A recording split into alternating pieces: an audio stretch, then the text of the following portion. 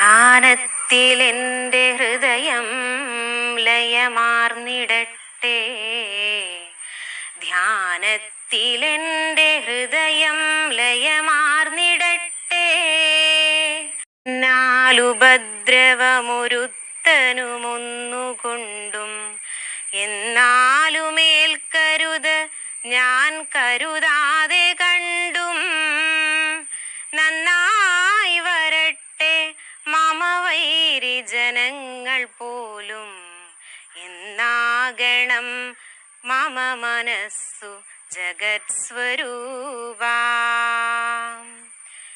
ഏതാകിലും മമ ഫലേച്ഛപ്പെടാതെ നിത്യം ഗീതാവചസ്സുകളിലെൻ്റെ മനസ്സു മുങ്ങി, ജാതാദരം സകല കർമ്മവുമാചരിപ്പാൻ ഭൂതാദിനാഥ മതിയിൽ സ്ഥിതി ചെയ്യണം നീ.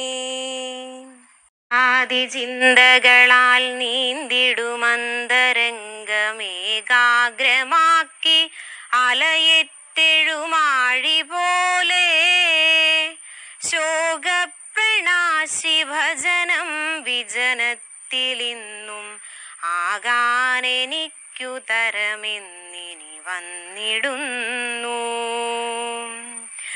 ഈ വാസനാനദിയിലെൻ മതി വഞ്ചിതെറ്റി പോകാതെ നല്ല വഴിയിൽ കരപറ്റിടാനും, ദേവാദിദേവ ദശതൻ ദുരിതം കെടാനും സേവാമൃതം ഹൃദിയുദിച്ചുയരുന്നതെന്നാം.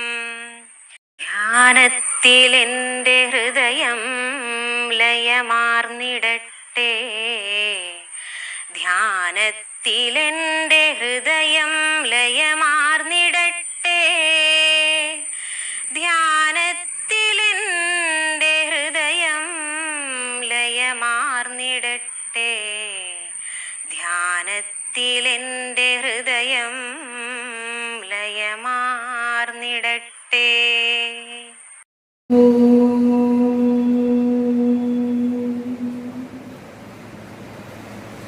നമോ ഭഗവതേ നിത്യശുദ്ധമുക്തമഹാത്മനേ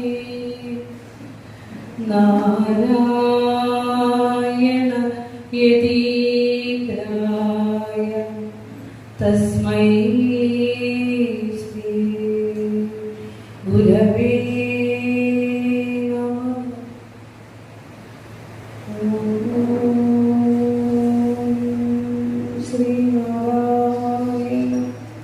പരമഗുരവേ നമഃ. സഭാവന്ദനം. ഈ SNDP യോഗം ശാഖ നമ്പർ 56 കങ്ങഴ സംഘടിപ്പിച്ചിരിക്കുന്ന ഗുരുദേവ പ്രതിഷ്ഠാ വാർഷികവും ശ്രീനാരായണ ദർശനോത്സവവുമാണ് നടന്നുകൊണ്ടിരിക്കുന്നത്. ഗുരുവിൻ്റെ 42ാമത് പ്രതിഷ്ഠാ വാർഷികം കൂടിയാണ്. നമ്മളുടെ ഈ സംരംഭം ദർശനോത്സവമായി നടത്തുന്നത് ആദ്യത്തെ വർഷമാണ്. ഇനി ഇതിൻ്റെ തുടക്കം ഇതിലും പൂർവാധികം ഗംഭീരമായി തന്നെ നടത്തുവാനായിട്ട് ഇതിൻ്റെ സാരഥ്യം വഹിക്കുന്ന ശാഖാ ഭാരവാഹികൾക്ക് സാധിക്കണേ എന്ന് മഹാഗുരുവിനോട് പ്രാർത്ഥിക്കുന്നു. കാരണം അവിടുത്തെ തിരുവുള്ളത്തിൽ നിന്ന് ഊറി വന്ന അൻപ് സ്വന്തം കൈകൾ കൊണ്ട് വാങ്ങാൻ ഭാഗ്യം സിദ്ധിച്ച ശാഖയാണ് 56ാം നമ്പർ SNDP ശാഖ. നമ്മുടെയൊക്കെ അവിടെ പോകുമ്പോൾ 1100, 1500 അങ്ങനെയൊക്കെ വരും. ഇത് 56ാം നമ്പർ. ഗുരുദേവനിൽ നിന്നും ആ അൻപ്, അങ്ങയുടെ തിരുവുള്ളത്തിൽ നിന്ന് ഊറി വന്ന അൻപ് നേരിട്ട് വാങ്ങിച്ച ആ നമ്മളുടെ പൂർവ്വസൂരികളായ മഹത്തുക്കളുടെ പിൻതലമുറക്കാരാണ് ഇപ്പൊ ഇവിടെ ഇരിക്കുന്നത്, അല്ലെ? അപ്പോ എല്ലാവരെയും ഈ തരുണത്തിൽ സ്മരിച്ചു കൊള്ളുന്നു. ശാഖയുടെ ഭാരവാഹികൾ, ശാഖായോഗം പ്രസിഡന്റ്, ശ്രീ KS രവീന്ദ്രൻ അവർകൾ, ശാഖയുടെ vice president Shri MS Raju അവർകൾ, സെക്രട്ടറി EM മനുലാൽ അവർകൾ, യൂണിയൻ കമ്മിറ്റി അംഗം സിജിമോൻ CK, അതുപോലെ തന്നെ ഈ ശാഖാ യോഗത്തിന്റെയും കുടുംബ യൂണിറ്റുകളുടെയും മൈക്രോ ഫിനാൻസിന്റെയും മറ്റു പോഷക സംഘടനകളുടെ എല്ലാം ഭാരവാഹികളെ, ഈ ചടങ്ങ്, ഈ ദർശനോത്സവം ഏറ്റവും മനോഹരമായി നടത്തുവാനായിട്ട് പിന്നിൽ നിന്ന് പ്രവർത്തിച്ച, കൈമൈ മറന്ന് പ്രവർത്തിച്ച ഒത്തിരി സുഹൃത്തുക്കളുണ്ട്. എല്ലാവരെയും സ്മരിച്ചുകൊണ്ട് എല്ലാവർക്കും നമസ്കാരം അർപ്പിക്കുന്നു. എനിക്ക് ഇന്ന് തന്നിരിക്കുന്ന വിഷയം ഗുരു ശാസ്ത്രയുഗത്തിലെ ഋഷി എന്നുള്ളതാണ്. ഇപ്പോ കഴിഞ്ഞ നമ്മുടെ ടോപ്പിക് പല മതസാരവും ഏകം എന്നായിരുന്നു അല്ലെ. ഇന്നലെ നമ്മൾ ശ്രീനാരായണ ധർമ്മം വിചാരം ചെയ്തു.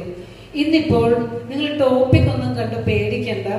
വളരെ നമ്മുടെ ജീവിതവുമായി ബന്ധപ്പെട്ട് ഈ ശാസ്ത്രയുഗത്തിൽ അവതരിച്ച ഗുരു എന്താണ് പറഞ്ഞത്, അത് നമുക്ക് ഒരുമിച്ച് കൂടി ഒന്നിരുന്ന് വിചാരം ചെയ്യാം. ഒരു ഉറപ്പ് എനിക്ക് തരണം, ആരും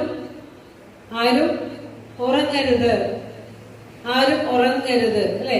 ഇവിടെ രാവിലെ നൗഫൽ പറഞ്ഞു വെച്ചെടുത്തുനിന്ന് തുടങ്ങാൻ ആഗ്രഹിക്കുക. നൗഫൽ പറഞ്ഞ് അവസാനിപ്പിച്ച വാക്ക് എന്തായിരുന്നു ഓർമ്മയുണ്ടോ? ഞാൻ അത് കേട്ടോണ്ടാണ് ഇങ്ങോട്ട് കടന്നു വരുന്നത്. എന്തായിരുന്നു നൗഫൽ പറഞ്ഞത്? ഇന്ന് ഈ ലോകത്തെ ഏറ്റവും സമ്പന്നനാരെന്ന് ചോദിച്ചാൽ ഏറ്റവും കൂടുതൽ സ്ഥാപനങ്ങളും സംഘടനകളും എല്ലാ വിദ്യാഭ്യാസ സ്ഥാപനങ്ങളും ബസ്സുകളും സ്കൂളും, ഞങ്ങളുടെയൊക്കെ സ്കൂളിലാണെങ്കിൽ 10-18 ബസ്സുകളുണ്ട് അല്ലെ. ഒക്കെ ഒരു അതീവ ഈ മലയാളക്കരയിലെ ഏറ്റവും സമ്പന്നനായ ഗുരു എന്ന് നമുക്ക് പറയാം. പക്ഷേ ആ സമ്പന്നനായ ഗുരു എത്ര പേരുടെ മനസ്സുകളിൽ സമ്പന്നമായി നിൽക്കുന്നുണ്ട് എന്നൊരു ചോദ്യം ഇട്ടിട്ടാ പോയല്ലേ. അവിടുന്ന് തന്നെ നമുക്ക് തുടങ്ങണം. 42 വർഷമായി നമ്മൾ ഗുരുവിനെ പ്രതിഷ്ഠിച്ച് ആരാധന ചെയ്യുന്നു. ആരാധന എന്ന വാക്കിന്റെ അർത്ഥം എന്താണെന്നറിയോ? നമ്മൾ ചന്ദനത്തിരിയും എണ്ണയും ഒക്കെ കൊണ്ട് ആരതി ഒഴിയുന്നതിനെയാണോ ആരാധന എന്ന് പറയാ? അല്ല. അതായി മാറുക എന്ന് പറഞ്ഞാൽ ഗുരുവായി മാറുക. ഗുരു സ്വാംശീകരിച്ചിട്ടുള്ള മൂല്യങ്ങള്, സത്യം, ധർമ്മം, ദയ തുടങ്ങിയ, അനുകമ്പ തുടങ്ങിയ ഗുണങ്ങൾ നമ്മളിലേക്ക് സ്വീകരിക്കുക എന്നുള്ളതാണ് ആരാധന എന്ന് പറഞ്ഞ വാക്കിന്റെ അർത്ഥം. നമ്മൾ എന്തിനാ ഗുരുവിന്റെ അടുത്ത് വരണേന്ന് ചോദിച്ചാൽ നമുക്ക് എന്താ വേണ്ടേ? ഭൗതികമായ കുറച്ച് സുഖഭോഗങ്ങൾ ചോദിച്ചുകൊണ്ടാണ് നാം മഹാഗുരുവിന്റെ മുന്നിലേക്ക് വരുന്നത്. പക്ഷെ ഗുരു എന്നത് നമുക്ക് തുച്ഛമായ, അതായത് ഭക്ഷിച്ച് വിസർജിച്ച് കളഞ്ഞ് ഈ ലോകത്ത് നിന്ന് കടന്നു പോകാനുള്ള തുച്ഛമായ വസ്തുവല്ല ഗുരുവിൽ നിന്ന് നാം ചോദിക്കേണ്ടത്, അറിവ്. കാരണം ഈ വിശ്വത്തോളം ഗരിമയുള്ള അറിവ് ആണ് ഗുരു, ജ്ഞാന ഗരിമയാണ് ഗുരു. ആ ഗുരുവിനോട് ചോദിക്കേണ്ടത് ഇത്രമാത്രം: ഭഗവാനെ, നീയും ഞാനും ഒന്നാണെന്ന് അറിയാനുള്ള ഉൾവെളിച്ചം എനിക്ക് എന്നാണ് ഭഗവാനെ തരണത്. ദൈവമേ, നിനയ്ക്ക നീയും ഞാനും ഒന്നു തന്നെ എന്നു കൈവരുന്ന അടിയനില്ലകാംക്ഷിതം. ഉള്ളിൽ ഈശ്വരൻ കൊളുത്തി വെച്ചിരിക്കുന്ന ഒരു വിളക്ക് എല്ലാവരുടെ ഉള്ളിലുണ്ടല്ലേ? ആത്മവിളക്ക്. സംശയമുണ്ടോ ആർക്കെങ്കിലും? ആ ആത്മവിളക്ക് എരിയുന്നത് കൊണ്ടാണ് ഈ ലോകത്ത് ജീവിക്കാൻ നമുക്ക് സാധിക്കുന്നത്. ആ ആത്മവിളക്ക് ആ ഈശ്വര ചൈതന്യത്തിന്റെ ഒരു അംശം തന്നെയാണെന്ന് തിരിച്ചറിവ് നമുക്ക് വേണം. അപ്പൊ ഗുരുവിനോട് ചോദിക്കേണ്ടത് അറിവാണ്. ഭഗവാന്റെ ഇപ്പൊ ഇവിടെ നിന്ന് ഞാനിവിടെ വന്നപ്പോ ഒരാളോട് കുറെ സമയം സംസാരിച്ചപ്പോൾ എന്നോട് പറയുകയാണ്, ഗുരുവിന്റെ ദൈവദശകം ചൊല്ലുമ്പോൾ ഞാൻ അറിയാതെ തന്നെ എന്നിലേക്ക് ഒരു അനുഭൂതി ഇങ്ങനെ നിറഞ്ഞു വരുന്നു. സത്യമാണ്. ഗുരുദേവ കൃതികൾക്ക് അത്രയും മനുഷ്യനെ സത്യത്തിലേക്ക് അടുപ്പിക്കാനുള്ള കഴിവുണ്ട്. അതുകൊണ്ട് ഗുരുവിനെ അറിയണമെങ്കിൽ, ഗുരു എന്തിനാണ് ഈ ലോകത്തേക്ക് വന്നത് എന്നറിയണമെങ്കിൽ നാം ഗുരുവിന്റെ തൃക്കരങ്ങൾ കൊണ്ട് രചിതമായ കൃതികളിലൂടെ കടന്നു പോകണം. നമുക്ക് ഗുരുവിന്റെ സിദ്ധിവിശേഷങ്ങളോ ഗുരുവിന്റെ പാടി പുകഴ്ത്തലുകളോ അല്ലെങ്കിൽ മറ്റൊന്നുമല്ല നമുക്ക് കേൾക്കേണ്ടത്. മനുഷ്യ സമൂഹം നന്നാകാൻ ഗുരു എന്താണ് പറഞ്ഞത് അത് നിങ്ങൾ കേട്ടാൽ മതി. മനസ്സിലാവുന്നുണ്ടോ പറയണത്? മനുഷ്യർ നന്നാകാൻ, നമ്മുടെ ദുഃഖം മാറാൻ. കാരണം നമ്മളൊരു ശരീരത്തിൽ വന്നവരാ. ശരീരത്തിൽ വന്നാൽ അതിന്റെ അർത്ഥം ഈ ജനന മരണ പെരുങ്കടലിൽ പെട്ടുകിടക്കുന്നവരാ. ദുഃഖം എന്നാണ് ശരീരത്തിന്റെ പേര്. അത് എന്താ പറയാ, നമ്മൾ ഈ ശരീരം എന്താണെന്ന് മനസ്സിലാക്കുന്നത് മരിച്ചു കഴിയുമ്പോൾ ആ ശരീരം കൊണ്ടുപോയി കുറെ വിറകിന്റെ അകത്ത് കിടത്തുമ്പോൾ നമ്മൾ മനസ്സിലാക്കണം, കത്തിച്ചു കളയാനുള്ള ഒരു വിറക് മാത്രമാണ് ഈ ശരീരം. എന്റെ ജീവിതകാലം അത്രയും ഞാൻ ചോദിച്ചത് ഈ വിറകിനു വേണ്ടിയായിരുന്നു. എന്റെ ആത്മവെളിച്ചത്തെ ഞാൻ അറിഞ്ഞുമില്ല, അതിനെ പ്രോജ്വലിപ്പിക്കാനൊന്നുമേ ഞാൻ ചോദിച്ചുമില്ലല്ലോ ഭഗവാനെ എന്ന് അവസാന നിമിഷത്തിലായിരിക്കും നമ്മൾ ആലോചിക്കുക. അപ്പോൾ ഇന്നു മുതൽ നമ്മളൊരു പ്രതിജ്ഞ എടുക്കുക. ഗുരുവിന്റെ മുൻപിൽ ചെന്ന് നിന്നാൽ, ഈ ഗുരുക്ഷേത്രത്തിൽ നമ്മൾ ചെന്ന് നിൽക്കുമ്പോൾ ഒത്തിരി ആവശ്യങ്ങൾ ഉണ്ടാവും നമുക്ക്. പക്ഷേ അറിയണം, എല്ലാം അറിഞ്ഞു ഭഗവാൻ ഇവൻ ഇന്നെടുത്തു ചൊല്ലേണമോ. ബാക്കി ചൊല്ലുക. ദുരിതമൊക്കെ അകറ്റണേ നീ. ഒരു കുഞ്ഞുറുമ്പിന്റെ ഉള്ളിലെ വേദന പോലും അറിയാവുന്ന ഭഗവാന്റെ മുമ്പിൽ പോയിട്ട് എനിക്ക് അത് തരണേ ഇത് തരണേ എന്ന് ചോദിക്കുന്ന നേരത്ത് എന്താ ചോദിക്കണ്ടേ? ഭഗവാനെ അങ്ങ് പറഞ്ഞല്ലോ അറിവേ സ്വരൂപമാണെന്ന്, ഞാനും അറിവാണെന്ന് അങ്ങ് പറഞ്ഞല്ലോ, അതൊന്ന് എനിക്ക് മനസ്സിലാക്കിച്ചു താ എന്നാണ് ചോദിക്കേണ്ടത്. അതാണ് നമ്മൾ ഇത്തരത്തിലുള്ള ദർശനോത്സവങ്ങളിൽ നിന്ന് നമ്മൾ എടുക്കേണ്ടത്. ദുഃഖത്തിന്റെ പരിഹാരം. ഇനി ഈ ശരീരത്തിൽപ്പെട്ട് അലയാതിരിക്കണം. ഇതൊക്കെയാണ് ഗുരു നമുക്ക് പറഞ്ഞു തന്നിട്ടുള്ളത്. അപ്പോൾ എന്തുകൊണ്ടാണ് ഈ വിഷയം ശാസ്ത്രയുഗത്തിലെ ഋഷി എന്ന പേര് ഒരു ഹെഡിങ് കൊടുത്തത് എന്നാണെങ്കിൽ, ശാസ്ത്രം എന്ന വാക്ക് കേൾക്കുമ്പോൾ നമുക്ക് തോന്നും മോഡേൺ ടെക്നോളജിയാണ്, സയൻസ് ആൻഡ് ടെക്നോളജി ആണെന്ന് തോന്നും. ശാസ്ത്രം എന്ന് പറഞ്ഞാൽ ഈ പ്രപഞ്ചത്തിലെ സകല ചരാചരങ്ങളെയും അതിന് കാരണമായിരിക്കുന്ന ശക്തി വിശേഷത്തെയാണ് ശാസ്ത്രം എന്ന് പറയാം, അറിവെന്ന് പറയാം. അപ്പോൾ ഋഷി, ഗുരു ഋഷിയാണെന്ന് പറഞ്ഞാൽ അർത്ഥം എന്താ? ഇന്ദ്രിയ മനസ്സുകളെ അടക്കി പരമസത്യത്തെ സാക്ഷാത്കരിച്ച് അനുഭവിച്ചത് കൊണ്ടാണ് ഗുരു ഋഷിയാണെന്ന് പറഞ്ഞത്. കടന്നു കണ്ടവൻ. ഇപ്പൊ നിങ്ങൾ എന്നെ കാണുമ്പോൾ, ഞാൻ നിങ്ങളെ കാണുമ്പോൾ ബാഹ്യമായ ശരീരം മാത്രമേ കാണുന്നുള്ളൂ. ഗുരു അതൊന്നും കാണില്ല. എന്തേ കണ്ടുള്ളൂ? ആ നമ്മളിൽ ഇരിക്കുന്ന ആത്മചൈതന്യത്തെ കണ്ടുള്ളൂ. അതാ ഗുരു പറഞ്ഞ എല്ലാവരും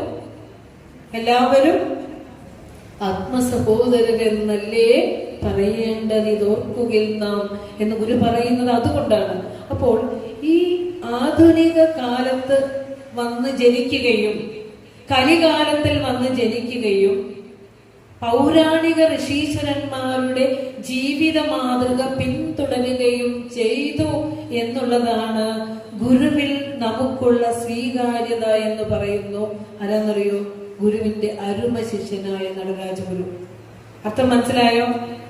കലിയുഗത്തിൽ ജനിച്ചു, ജീവിച്ചത് ആരെ പോലെയാ? പൗരാണിക ഋഷിമാരെ പോലെ ജീവിച്ചു. അതിനാദ്യത്തെ ഉദാഹരണം എന്താ? ഗുരുവിന്റെ തപസ്. ഗുരു എവിടെയാ തപസ് ചെയ്തത്? എവിടെയാ ഗുരു തപസ് ചെയ്തത്? മരുത്വാമലയിൽ. എത്ര വയസ്സിലെന്നറിയോ? 32ാമത്തെ വയസ്സ്.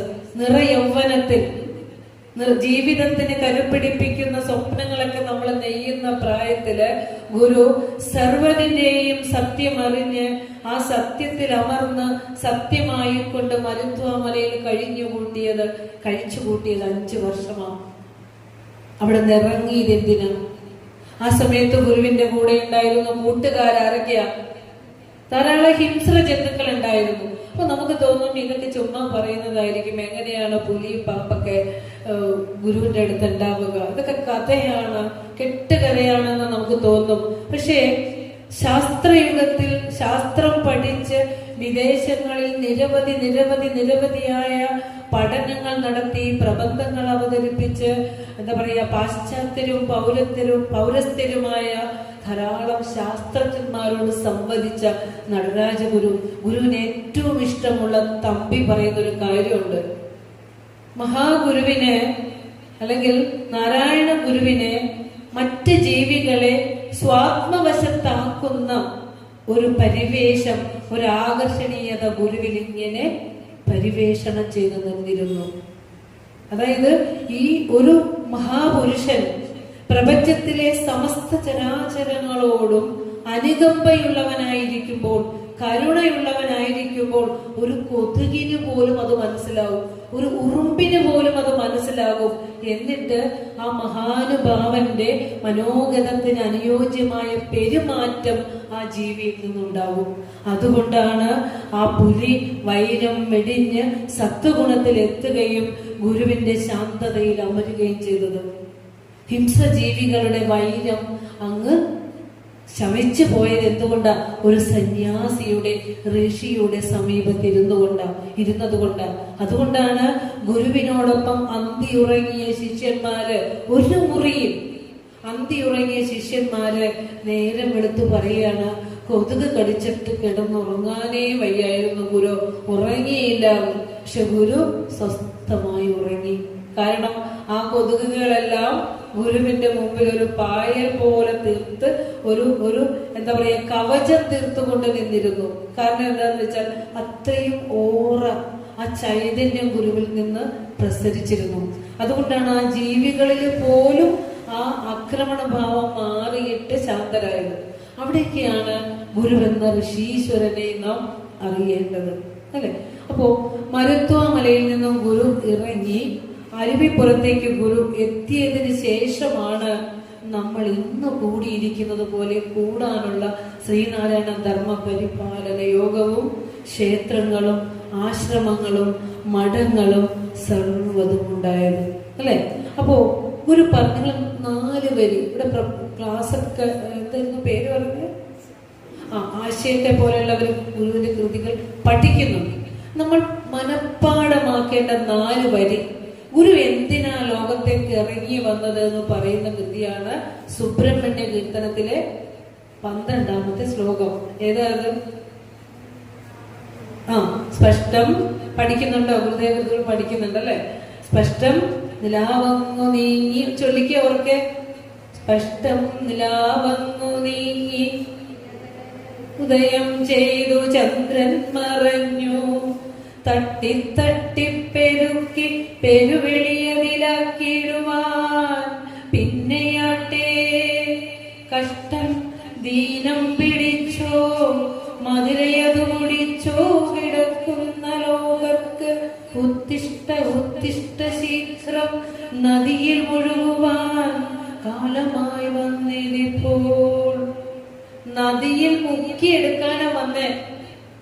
നമ്മളെയൊക്കെ നദിയിൽ മുക്കാൻ വേണ്ടിയിട്ടാണ് ആ പരമമായ ചൈതന്യത്തിലേക്ക് ബ്രഹ്മവിത്ത്, ബ്രഹ്മവിദ് വരൻ, ബ്രഹ്മവിദ് വരിയാൻ, ബ്രഹ്മവിദ് വരിഷ്ഠനിലേക്ക് അമർന്ന് ആ ശരീരം സ്വച്ഛന്തം ഗുരുവിന് ഉപേക്ഷിക്കാം. മരുത്വമലയിൽ എല്ലാ സാഹചര്യവും ഉണ്ട്, വെള്ളവും കൈകനികളും ആഹാരവും ഒക്കെയുണ്ട്. പക്ഷേ ഗുരുവിന്റെ മനോമുകുരത്തിലേക്ക് ഓടി വന്നത് എത്രയാ! അങ്ങ് ഈ പ്രപഞ്ചത്തിൽ, ഈ സമൂഹത്തിൽ നടന്നു നീങ്ങിയപ്പോൾ കണ്ട കണ്ണീരൊലിപ്പിക്കുന്ന ഒത്തിരി ഒത്തിരി മുഖങ്ങൾ ഉണ്ടായിരുന്നു. മനുഷ്യനായി ജനിച്ചിട്ടും മൃഗങ്ങളെ പോലെ ജീവിക്കാൻ വിധിക്കപ്പെട്ട മനുഷ്യർ, അല്ലെ? ഒന്ന് ആലോചിച്ചു നോക്കൂ. ഇരുട്ടാർന്ന ഒരു സമൂഹം, ദൈവത്തിന് പോലും കൊണ്ടുപോയി കൊടുക്കുന്നത് മദ്യവും രക്തവും മാംസവും. അപ്പൊ മനുഷ്യന്റെ ജീവിതം ഒന്ന് ആലോചിച്ച് നോക്കൂ, അല്ലെ? ആരാധനാ സൗകര്യമില്ല, ഒത്തിരി ഒത്തിരി ഒത്തിരി എന്താ പറയാ അപജയങ്ങളിൽ കഴിയുന്ന ഒരു മനുഷ്യന്റെ മുഖമായിരിക്കും മഹാഗുരുവിന്റെ മനോമുകുരത്തിലേക്ക് തെളിഞ്ഞത്. അവിടെ നിറങ്ങി. അതുകൊണ്ട് ആശാൻ പറഞ്ഞത് എന്താ? അന്യർക്കു ഗുണം ചെയ്വതിൽ ആയുസ്സുവബുസ്സും ധന്യത്വമൊടങ്ങാത്മതപസ്സും ബലി ചെയ്യൂ. ഇറങ്ങി വന്നു ആ ആത്മീയമായ ആനന്ദത്തിൽ നിന്ന്. അത് വിട്ട് പിന്നെയാട്ടെ എന്ന് പറഞ്ഞിട്ട് ഇറങ്ങി വന്നിട്ട് നമ്മളോട് പറഞ്ഞു, ദീനം പിടിച്ചിരിക്കുക നമുക്ക്. എന്താ ദീനം? ക്യാൻസറോ പനിയോ എന്തെല്ലാം അങ്ങനെയുള്ള രോഗാണോ? എന്താ നമ്മുടെ ദീനം? അത് തിരിച്ചറിയുക. ജനന മരണ ചുഴിയിൽ പെട്ട് കിടക്കുന്നതാണ് നമ്മുടെ ദീനം. രക്ഷപ്പെടണ്ടേ? എത്ര ജന്മങ്ങളായി ഇങ്ങനെ ഓരോരോ ശരീരങ്ങളെ ജന്മങ്ങളിൽ കയറി ഇറങ്ങി ഇതാ ശ്രേഷ്ഠ ജന്മമായ മനുഷ്യജന്മം വരെ എത്തി. ഈ മനുഷ്യജന്മം കിട്ടിയിട്ടും ഞാൻ എന്തിനാ ഈ ലോകത്തേക്ക് വന്നത്, എന്റെ ശരിയായ സ്വരൂപം എന്തെന്ന് ഒരു ചോദ്യം ഈ ഗുരുക്കന്മാരുടെ മുമ്പിൽ നിന്ന് ചോദിക്കാനുള്ള അറിവില്ലാതെ വന്നാൽ ഇനിയും ചിലപ്പോൾ ഈ മനുഷ്യ ജന്മത്തിൽ നിന്ന് തന്നെ പതിച്ചു പോവാം. മനസ്സിലാവുന്നുണ്ടോ? അതുകൊണ്ടാണ് ശ്രേഷ്ഠ ജന്മമായ മനുഷ്യ ജന്മത്തിന് മാത്രമേ ആത്മചിന്തനത്തിന് പര്യാപ്തിയുള്ളൂ. അതുകൊണ്ട് ദീനമെന്ന് പറഞ്ഞാൽ ജനന മരണ ചുഴിയിൽപ്പെട്ട് കിടക്കുക. സത്യത്തിൽ നാം ആ ജഗദീശ്വരന്റെ ഒരു അംശം തന്നെയാണ്. പക്ഷെ ഇപ്പോൾ നമ്മൾ ആ അംശമായിട്ടാണ് ജീവിക്കുന്നത്. ഭാരതിയും കൗസല്യയും രാമനും കൃഷ്ണനും ഒക്കെ ആയിട്ട് ജീവിത നാടക ചക്രം ഇങ്ങനെ ആടിക്കൊണ്ടിരിക്കുക. ആടുന്ന വേഷത്തിൽ നന്നായി താതാത്മ്യപ്പെടും. ഒരു ദിവസം ഈ ആട്ടമൊക്കെ അത് നിർത്തും. നേരെ കൊണ്ട് ശരീരം കത്തിക്കും, കുറച്ച് ചാരം കയ്യിൽ തരും, കഴിഞ്ഞു, തിരശ്ശീല വീണു ആ നാടകത്തിന്റെ. പക്ഷെ അല്ല, അതിനപ്പുറം നമുക്ക് നേടാൻ ഒത്തിരിയുണ്ട് എന്ന് ഗുരു പറഞ്ഞു തരികയാണ്. ദീനം പിടിച്ചും മതിരയത് കുടിച്ചും മദ്യം കുടിച്ചും അതുപോലെ തന്നെ ശരിയായ സത്യം എന്തെന്ന് തിരയാതെയും ഒക്കെ ജീവിക്കുന്ന മനുഷ്യനോട് ഒന്ന് പറയണം, ഉത്തിഷ്ഠ. വിവേകാനന്ദ സ്വാമി പറഞ്ഞ പോലെ ഉത്തിഷ്ഠത, ജാഗ്രത, പ്രാപ്യവരാൻ നിബോധത. എഴുന്നേക്കൂ, ഈ അജ്ഞാനമാവുന്ന ഇരുട്ടിൽ നിന്ന് എഴുന്നേക്കൂ. ഉണരണം ഇന്നി ഉറങ്ങണം, ഭുജിച്ചീരണം അശനം, ഉണരേണമെന്നിവണ്ണം എന്ന് ഗുരു പറഞ്ഞ പോലെ ഉണ്ണണം, ഉറങ്ങണം, അങ്ങനെ ഉണരണം. ഈ ചിന്തയിൽ ഓരോ ദിവസവും നമ്മൾ കഴിഞ്ഞു പോകുമ്പോൾ നമ്മൾ ഓർക്കേണ്ടതുണ്ട്, ഈ ജ്ഞാന നദിയിലേക്ക് മുങ്ങാൻ ഒന്ന് എഴുന്നേൽക്കണമെന്ന്. അതിന് കുലത്തിൽ ജ്ഞാനസ്വരൂപൻ എന്ന് പറഞ്ഞ പോലെ പരമസത്യത്തെ സാക്ഷാത്കരിച്ച് അനുഭവിച്ച് പരമ്പൊരുളായി മാറിയ ഗുരുവിനെ കുലത്തിൽ കിട്ടിയിട്ടും പുഷ്പം എടുത്തിട്ട് കുറച്ച് നിവേദ്യം വെച്ച് ഭഗവാനെ ഇന്നയൊക്കെ തന്നേക്കണേ ടാറ്റ. ഇപ്പൊ നൗഫൽ പറഞ്ഞ പോലെ ഗുരു നമ്മുടെ ഹൃദയത്തിലേക്ക് ഏറ്റിക്കൊണ്ടുപോകുന്നുണ്ടോ? ഓരോ വാർഷികം കഴിയുമ്പോഴും ഭഗവാൻ നമ്മുടെ മനോമുകുരത്തിലിരുന്ന് തെളിയുന്നുണ്ടോ? ഉണ്ണുമ്പോഴും ഉറങ്ങുമ്പോഴും ഒരേടത്ത് കിടക്കുമ്പോഴും എന്നു വേണ്ട നാനാ കർമ്മങ്ങൾ അനുഷ്ഠിക്കുമ്പോഴും എന്റെ ഭഗവാനെ എന്നൊന്ന് വിളിക്കാൻ നമ്മുടെ ഹൃദയത്തിൽ ഇരുന്നു കൊണ്ട് ഭഗവാൻ പ്രകാശിക്കുന്നുണ്ടോ? ഇല്ലെന്നുണ്ടെങ്കിൽ നമ്മൾ ഭഗവാനെ അറിയണം എന്നർത്ഥം. വേറെ എങ്ങും നമുക്ക് ഓടേണ്ടി വരില്ല. ആ പാദസന്നിധിയിൽ തന്നെ നമ്മുടെ ജീവിതത്തിലെ പ്രശ്നങ്ങൾക്കുള്ള പരിഹാരം ഉണ്ട് എന്നറിയുക. ഓട്ടമാണ് മനുഷ്യൻ. എന്തൊക്കെയോ നേടാനായിട്ട് ഭക്തി തേടി ഓട്ടമാണ് മനുഷ്യൻ, ഈശ്വരനെ തേടിയുള്ള ഓട്ടം. അപ്പോൾ മരുത്വ മലയിൽ നിന്നും ഗുരു ആ തപസ്സിൽ നിന്ന് ഇറങ്ങി വന്ന ഋഷീശ്വരനാണ് ഗുരു. എന്തിനാന്ന് വെച്ചാൽ ജ്ഞാന നദിയിൽ മുക്കി എടുക്കുവാനാണ് അവിടെ നിന്ന് വന്നത്. ഇനി ഗുരു തന്റെ ദർശനം അവതരിപ്പിച്ചത് ആധുനിക കാലത്തെ ആ ശാസ്ത്രയുഗത്തിന് ചേരുന്ന രീതിയിലാണ്. നമ്മുടെ മക്കളെ ഇത് പഠിപ്പിക്കണം. ശാസ്ത്രം പഠിപ്പിക്കുന്ന, സയൻസ് പഠിപ്പിക്കുന്ന നമ്മുടെ കുട്ടികളെ ഗുരുവിന്റെ കൃതിയുടെ അർത്ഥം ഒന്ന് പറഞ്ഞു കൊടുത്തു നോക്കൂ. അഭൂതപൂർവമായ ഒരു ബുദ്ധി ഉണർവായിരിക്കും അവരിലേക്ക് ഉണ്ടാവുക. കാരണം ഗുരുവിന്റെ ശിഷ്യനായ മാമ്പലം വിദ്യാനന്ദ സ്വാമികള് ഗുരുവിനോട് ചോദിക്കുകയാണ്, ഭഗവാനെ, അവിടുത്തെ ദർശനത്തിന്റെ സമഗ്രമായ ഒരു രൂപം സംസ്കൃത ഭാഷയിൽ എഴുതി തരണം, രചിച്ചു തരണം. ഭാവിയിൽ വേദാന്തം പഠിക്കാൻ വരുന്ന വേദാന്ത വിദ്യാർത്ഥികൾക്ക് ഉപയോഗപ്രദമാകും വിധം രചിച്ചു തരണേ ഭഗവാനെ എന്ന് ചോദിച്ചു. അപ്പോൾ ഗുരു പറഞ്ഞു, അപ്പോൾ പറയാം, അത് കുറിച്ച് വെച്ചുകൊള്ളുക എന്ന് പറഞ്ഞു. മാമ്പലം വിദ്യാനന്ദ സ്വാമി ഒരു ബുക്കും പെൻസിലുമായി കൂടി സദാ ഗുരുവിനോടൊപ്പം പ്രഭാതത്തിൽ സഞ്ചാരത്തിന് പോകുമ്പോൾ ജലപാത്രവുമായി പുറകെ പോകും. ഗുരു ശ്ലോകങ്ങൾ പറയും, അത് ഹൃദയത്തിലേക്ക് പതിയും. ഗുരു ഇരിക്കുന്ന സമയത്ത് പെട്ടെന്ന് അത് കുറിച്ചു വെക്കും. അങ്ങനെ സദാ ഗുരുവിനോടൊപ്പം നടന്ന് ഒരു ദിവസം ഗുരു ചോദിച്ചു, എത്ര എണ്ണമായി? കറക്റ്റ്. അവിടെ നിന്ന് ചോദിക്കുന്ന സമയം 100 ശ്ലോകങ്ങൾ ഗുരു 10 10 തിരിക്കും. പറയുകയാണ്, അതിലെ ഈ 10 ദർശനങ്ങളോടുകൂടി ഗുരു രചിച്ച ദർശനമാല എന്ന കൃതി 1889 കേരള സർവകലാശാലയിലെ വേദാന്തം സിലബസിൽ മഹാത്മാഗാന്ധി യൂണിവേഴ്സിറ്റിയുടെ സിലബസായി പഠിച്ച ഒരാളും കൂടിയാണ് ഞാൻ. ഭഗവാനോട് ശിഷ്യഗണങ്ങൾ അരുളിയ ആ അരുളപ്പാട് വെളിച്ചം കണ്ടതിന്റെ സാക്ഷിയാണ് ഞാൻ. 100 ശ്ലോകങ്ങളും പഠിച്ചാണ് പരീക്ഷ എഴുതാൻ സാധിച്ചത്. അപ്പോ കേരള സർവകലാശാലയുടെ അക്കാഡമിക് സിലബസിൽ ഉൾപ്പെടുത്തക്കത്തക്ക വിധം ആ രചന വന്നത് എവിടെയെങ്കിലും ഇരുന്നു കൊണ്ട് രചിച്ചതാണോ? ആധ്യാത്മിക അനുഭൂതിയിൽ നിന്ന്, ഭഗവാന്റെ സ്വത്വത്തിൽ നിന്ന്, വ്യക്തിത്വത്തിലല്ല അസ്തിത്വത്തിൽ നിന്ന്, സ്വത്വത്തിൽ നിന്ന് ഊറി വന്ന അനുഭവം കുറിച്ചെടുത്തു ശിഷ്യൻ മാമ്പലം നിത്യാനന്ദ സ്വാമികള്. ഗുരു പറയുകയാണ്, അതിൽ ആ കൃതികൾ 10 ദർശനങ്ങളായിട്ട് തിരിച്ചിട്ട് ആ ദർശനം ഒന്ന് വായിച്ചു നോക്കൂ.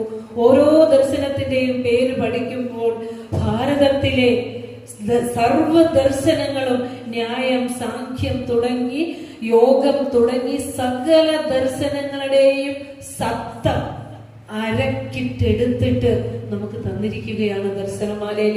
നമ്മൾ അറിഞ്ഞിട്ടുണ്ടോ? അത് നമ്മൾ അറിഞ്ഞിട്ടുണ്ടോ? ആദ്യത്തെ ശ്ലോകം തുടങ്ങുന്നത് തന്നെ എന്താണെന്നറിയോ? ആസീത് എന്ന പദം കൊണ്ടാ അല്ലെ? എന്താ ആസീതിന്റെ പ്രത്യേകത എന്നറിയോ? വാസ് എന്നുള്ളൊരു ക്രിയാരൂപ ആയിരുന്നു. ഭാരതത്തിലെ ഉപനിഷത്തുക്കളെല്ലാം പരിശോധിച്ചാൽ പ്രപഞ്ച സൃഷ്ടിയെ പറയുമ്പോൾ ആദ്യം ഉപയോഗിച്ചിരുന്ന വാക്കാണ് ആസീത്. സദൈവ സൗമ്യേതമഗ്ര ആസീത് ഏകമേവ അദ്വിതീയം. ഗുരു പറയാണ്, ആസീദഗ്രേ അസദേവേദം ഭുവനം സസർജ സർവം സങ്കല്പമാത്രേണ പരമേശ്വരൻ. ആധുനിക ലോകം മക്കളോട് പറഞ്ഞു കൊടുക്കട്ടോ. ആധുനിക ലോകം ഇന്നും ഈ പ്രപഞ്ചം എങ്ങനെയുണ്ടായി എന്ന് കണ്ടുപിടിച്ചിട്ടില്ല. ആ ശാസ്ത്രം അത്ര വരെ എത്തി നിൽക്കെ ഒരു സംശയവുമില്ലാതെ ഈ പ്രപഞ്ചത്തെ അറിഞ്ഞ, പ്രപഞ്ചത്തിന്റെ സൃഷ്ടാവായ ജഗദീശ്വരനായ പരമ്പൊരുളായ ഗുരു പറയുകയാണ്, ആദിയിൽ നാമരൂപരഹിതമല്ലാതിരുന്ന, ഇന്ന് കാണണ പോലെ രൂപവും നാമവും ഒന്നും ഇല്ലാത്ത ആ ജഗദീശ്വര സത്തയായിരുന്ന ആ ജഗത്തിനെ തന്റെ സങ്കല്പം കൊണ്ട്, ക്ഷണമാത്രം കൊണ്ട് സൃഷ്ടിച്ചു. ഈ ആധുനിക ശാസ്ത്രം ഋഷിമാരുടെ ആധ്യാത്മികതയിലേക്ക് എത്തിയാൽ അവർക്ക് ഉത്തരം കിട്ടും. പക്ഷെ അവരെത്താൻ തയ്യാറുമല്ല എന്നുള്ളതാണ്. അതുപോലെ പറയാണ്, ഈ കാണുന്ന സകലതും ഒരേ ഒരു ഈശ്വര സത്തയിൽ നിന്നുണ്ടായി. ഈ വ്യക്തിയും ഈ പ്രപഞ്ചവും തിരിച്ചതിലേക്ക് തന്നെ ലയിക്കുന്നു എന്ന് ഗുരു പറയാ. അതെങ്ങനെയാണെന്ന് പറയാ? ഒരു വിത്തിൽ നിന്ന്. നമ്മൾ നോക്കണം, ഒരു ആൽവിത്തെടുത്ത് നമ്മൾ അതിനെ പിളർത്താൽ കുഞ്ഞു കുഞ്ഞു കുഞ്ഞു കുഞ്ഞു സീഡ് കാണാം, മൈന്യൂട്ടായിട്ടുള്ളത്. അതിലെ ഏറ്റവും സൂക്ഷ്മമായ ഒരു തരി പൊട്ടിച്ച് നോക്കിയാൽ അതിലൊന്നും കാണാൻ പറ്റില്ല. ആ അദൃശ്യമായ ആ സൂക്ഷ്മതയിൽ നിന്നാണ് ഈ വിശാലമായ നാമരൂപാത്മകമായ അനന്തകോടി പ്രപഞ്ചമുണ്ടായിരിക്കുന്നത് എന്ന് പറയുമ്പോൾ എത്ര വിചിത്രം, എത്ര അത്ഭുതം. ആലോചിച്ച് നോക്കൂ. അവിടെ എന്നിട്ട് ഗുരു പറയാ, വിത്തിൽ നിന്നും വൃക്ഷം, വിത്ത് തന്നെയാണ് മുളയായത്, മുള തന്നെയാണ് വൃക്ഷമായത്. ആ വാസനാരൂപത്തിൽ ആ വൃക്ഷത്തെ ആ സീഡിന്റെ ഒരു തരിയിൽ ഉള്ളടക്കിയിരുന്നു. ഒരു ചിത്രകാരൻ ചിത്രം വരയ്ക്കുമ്പോൾ തന്റെ ഉള്ളിലുള്ള ആ ബഹുമുഖമായ ചിത്രം, ആ ഭാവന വാസനയിൽ നിന്നാണ് ക്യാൻവാസിലേക്ക് പകർത്തുന്നത്. അതുപോലെയാണ് പ്രപഞ്ച സൃഷ്ടി എന്ന് ഗുരു പറയുകയാണ്. അതുകൊണ്ട് നമ്മൾ അറിയേണ്ടത്, Nataraja Guru an integrated science of the absolute എന്ന പേരിൽ നമ്മൾ അറിയണം അല്ലെ? ആ ബ്രഹ്മസത്യത്തിന്റെ ഏകാത്മകതയെ ഇംഗ്ലീഷിലേക്ക് ഭഗവാൻ കയ്യിൽ നിന്ന്, പോക്കറ്റിൽ നിന്ന് പൈസ എടുത്ത്, പോക്കറ്റ് എന്ന് പറയാൻ പറ്റില്ല, ഭഗവാൻ ശേഖരിച്ചു വെച്ചിരിക്കുന്ന പൈസയിൽ നിന്ന് ഒരംശം എടുത്ത് നടരാജഗുരുവിനോട് കൊടുത്തിട്ട് പഠിക്കാൻ പോകാൻ, വിദേശത്ത് പഠിക്കാൻ അയക്കാൻ സമയത്ത് പറയുക, ഇത് യോഗത്തിന്റെ ധനമല്ല, നമ്മുടെ ധനമാണ്, ദക്ഷിണ കിട്ടിയതാണ് തമ്പി, കൊണ്ടുപോയിക്കോളൂ, ഇനി നിനക്ക് ആവശ്യമുള്ളത് ചോദിച്ചുകൊള്ളൂ, വിട്ടു, വിദേശത്ത് വിട്ട് പഠിപ്പിച്ചു. എന്നിട്ട് നടരാജ ഗുരുവിന്റെ ദർശനമാല ഇംഗ്ലീഷിലേക്ക് തർജ്ജമ ചെയ്ത് an integrated science of the absolute എന്ന പേരിൽ അമേരിക്കയിലെ 5 സർവകലാശാലകളിലെ ഒരു സെമസ്റ്ററിന്റെ പഠനമാണെന്ന് എത്ര പേർക്കറിയാം? നമ്മുടെ മക്കൾക്കറിയോ? നമ്മുടെ മക്കൾക്ക് ഇതറിയോ? ഗുരുവിന്റെ ശ്രേഷ്ഠത അറിയോ? ആ ഗുരുവിനെയാ നമ്മൾ കുറച്ച് എണ്ണ വെച്ചിട്ട് ഇതാന്ന് ചോദിക്കുന്നത്. ഗുരുവിനെ നമ്മൾ പഠിക്കണം, അറിയണം. ഇത്തിരി പോന്ന നാം എന്ന മനുഷ്യനെ ഈ പ്രപഞ്ചത്തോളം വലുതായ ഒരു വിശ്വമാനവികനാക്കി മാറ്റാനുള്ളത്ര ജ്ഞാനഗരിമയാണ് എൻ്റെ ഗുരു, നമ്മുടെ ഗുരു, ലോകത്തിന്റെ ഗുരു എന്ന് നാം പഠിക്കേണ്ടതുണ്ട്.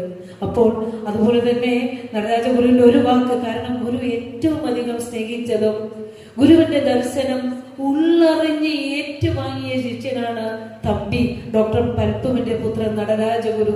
പറയുകയാണ്, ധാരാളം സോർബോൺ സർവകലാശാലയിൽ നിന്നും ഒക്കെ നിരവധി ഡിലിറ്റ് ബിരുദം, ഡോക്ടറേറ്റ്, നിരവധി ശാസ്ത്ര പ്രബന്ധങ്ങള് ലോകത്തിലെ റൊമേൻ റോളണ്ട് പോലെയുള്ള മഹാശാസ്ത്രജ്ഞന്മാരോട് സംവദിച്ചിട്ടുണ്ട്.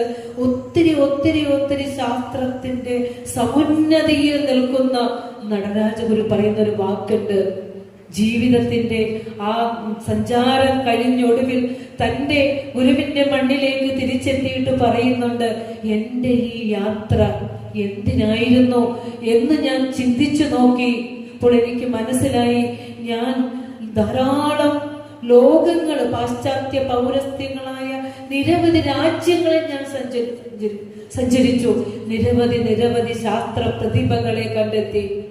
പക്ഷേ അതിൽ നിന്ന് ഈ യാത്രയിൽ നിന്ന് ഞാൻ മനസ്സിലാക്കിയത്, നാരായണ ഗുരു തന്റെ കൃതികളിലൂടെ അവതരിപ്പിച്ചിരിക്കുന്ന സത്യദർശനത്തിന്റെ അടുത്തെങ്ങും വരാൻ ഈ ശാസ്ത്രജ്ഞന്മാരുടെ അറിവിന് സാധ്യമല്ല എന്ന വലിയ ജ്ഞാനം നേടാൻ മാത്രമാണ് എനിക്ക് യാത്ര ഉപകരിച്ചതെന്ന് പറയുമ്പോൾ ഗുരുവെന്ന ചൈതന്യത്തെ നാം പഠിക്കണം സഹോദരങ്ങളെ. കാരണം അനുഭവത്തിൽ നിന്ന് ഓറിവന്ന വാക്കാണ് ആ പറയുന്നത്. ഇപ്പൊ നമ്മുടെ നാടിന്റെ അടുത്ത് തന്നെയുള്ള ദേശമാണല്ലോ കോട്ടയം. അവിടെ ECG സുദർശനൻ എന്നൊരു ശാസ്ത്രജ്ഞനെ കുറിച്ച് കേട്ടിട്ടുണ്ടോ? ECG സുദർശൻ സർ ശാസ്ത്രജ്ഞനാണോ? അമേരിക്കയിലെ ടെക്സസിൽ വെച്ചാണ് അദ്ദേഹം മരണമടഞ്ഞത്. 1931 ഗുരുവിന്റെ മഹാസമാധി കഴിഞ്ഞ് ഒരു 31 ജനനം. CV രാമൻ പുരസ്കാരം മുതല് പരമോന്നത പത്മവിഭൂഷൺ മുതൽ ധാരാളം പുരസ്കാരങ്ങൾ നേടിയ ECG എണ്ണക്കൽ ചാണ്ടി ജോർജ് സുദർശനൻ ക്രൈസ്തവ വിശ്വാസിയാണ്. അദ്ദേഹം ഊർജതന്ത്രത്തിലെ ഏറ്റവും ഉയർന്ന അറിവുകൾ നേടിയ ശാസ്ത്രജ്ഞനായിരുന്നു, ഭാരതീയ ശാസ്ത്രജ്ഞനായിരുന്നു. ഭാരതീയ തത്വശാസ്ത്രങ്ങളിൽ ആഴമേറിയ അറിവുണ്ടായിരുന്നു ECG സുദർശൻ സാറിന്. സാറ് ഊർജതന്ത്രത്തിലുള്ള പഠനമാണ് അദ്ദേഹത്തിന്റെ മെയിൻ വിഷയം.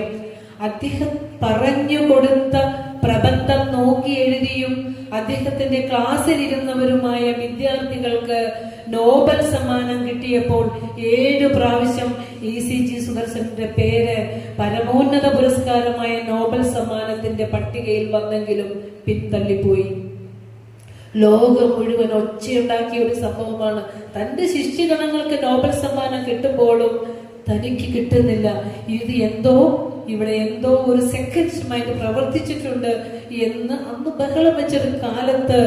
ഞാൻ ഇത്രയും പറയുന്ന എന്തിനാന്ന് വെച്ചാൽ, പ്രകാശത്തെക്കാൾ വലിയ കണികയുണ്ടെന്ന് പ്രകാശത്തെക്കാൾ വേഗത കൂടിയ കണത്തെ കണ്ടുപിടിച്ച് പ്രവചിച്ച ശാസ്ത്രജ്ഞൻ, ആ കണികയെ കണ്ടുപിടിച്ച ശാസ്ത്രജ്ഞൻ, അതുപോലെ ഐൻസ്റ്റീന്റെ പരീക്ഷണങ്ങളെ പോലും തിരുത്തി കുറിച്ച ശാസ്ത്രജ്ഞൻ നമ്മുടെ തൊട്ടടുത്തുള്ളതാണ് സുദർശൻ സാറ്. പക്ഷെ സാറ് വേദാന്തത്തിൽ നല്ല പ്രഭാഷകനായിരുന്നു. സാറ് പറയുന്നൊരു വാക്ക് പറയാനാണ് ഞാൻ ഇത്രയും പറഞ്ഞത്. അതായത് ശാസ്ത്രത്തോട് ചേർത്ത് വെച്ച് വേദാന്തത്തെ അല്ലെങ്കിൽ ആധ്യാത്മികതയെ എങ്ങനെ നമ്മുടെ കുഞ്ഞുങ്ങൾക്ക് പകർന്നു കൊടുക്കാമെന്നുള്ളത് സാറിന്റെ വാക്കുകൾ പ്രമാണം. സാറ് പറയാണ്, എവിടെ ഫിസിക്സ് അവസാനിക്കുന്നുവോ, എവിടെ ഫിസിക്സ് പറഞ്ഞു തീരുന്നുവോ, ഇനി ഒന്നും പറയാനില്ലാത്ത തരത്തിൽ ഫിസിക്സ് എവിടെ പറഞ്ഞു തീരുന്നുവോ, ആ തീർന്നെടുത്ത് നിന്ന് ബാക്കി അതിന് കിട്ടാത്ത ഉത്തരം കണ്ടുപിടിച്ചു പറയാൻ വേദാന്തത്തിന് സാധിക്കും. എന്താ ഇതിന്റെ അർത്ഥം? ശാസ്ത്രം ഇന്നേ വരെ ഈ കാണുന്ന നാമത്തിലും രൂപത്തിലും മാത്രമാണ് പരീക്ഷണങ്ങൾ നടക്കുന്നത്. ഇതിനപ്പുറമുള്ള ആ ഒരു ശക്തി വിശേഷത്തിലേക്ക് എത്താൻ ഇപ്പോഴും ശാസ്ത്രലോകത്തിന് ആയിട്ടില്ല എന്നതാണ് അതിന്റെ അർത്ഥം. മനസ്സിലായോ? അപ്പോ ശാസ്ത്രത്തോട് ചേർത്ത് വെച്ചുകൊണ്ട് തന്നെ നാം ആധുനിക ശാസ്ത്രം പഠിക്കുമ്പോൾ ആധ്യാത്മികതയും രണ്ടല്ല ഒന്നാണ് എന്ന് ഈ ഋഷിമാരുടെയൊക്കെ വാക്കുകൾ നമ്മെ പഠിപ്പിക്കുന്നുണ്ട്. ഇനി അദ്വൈത ദീപിക എന്ന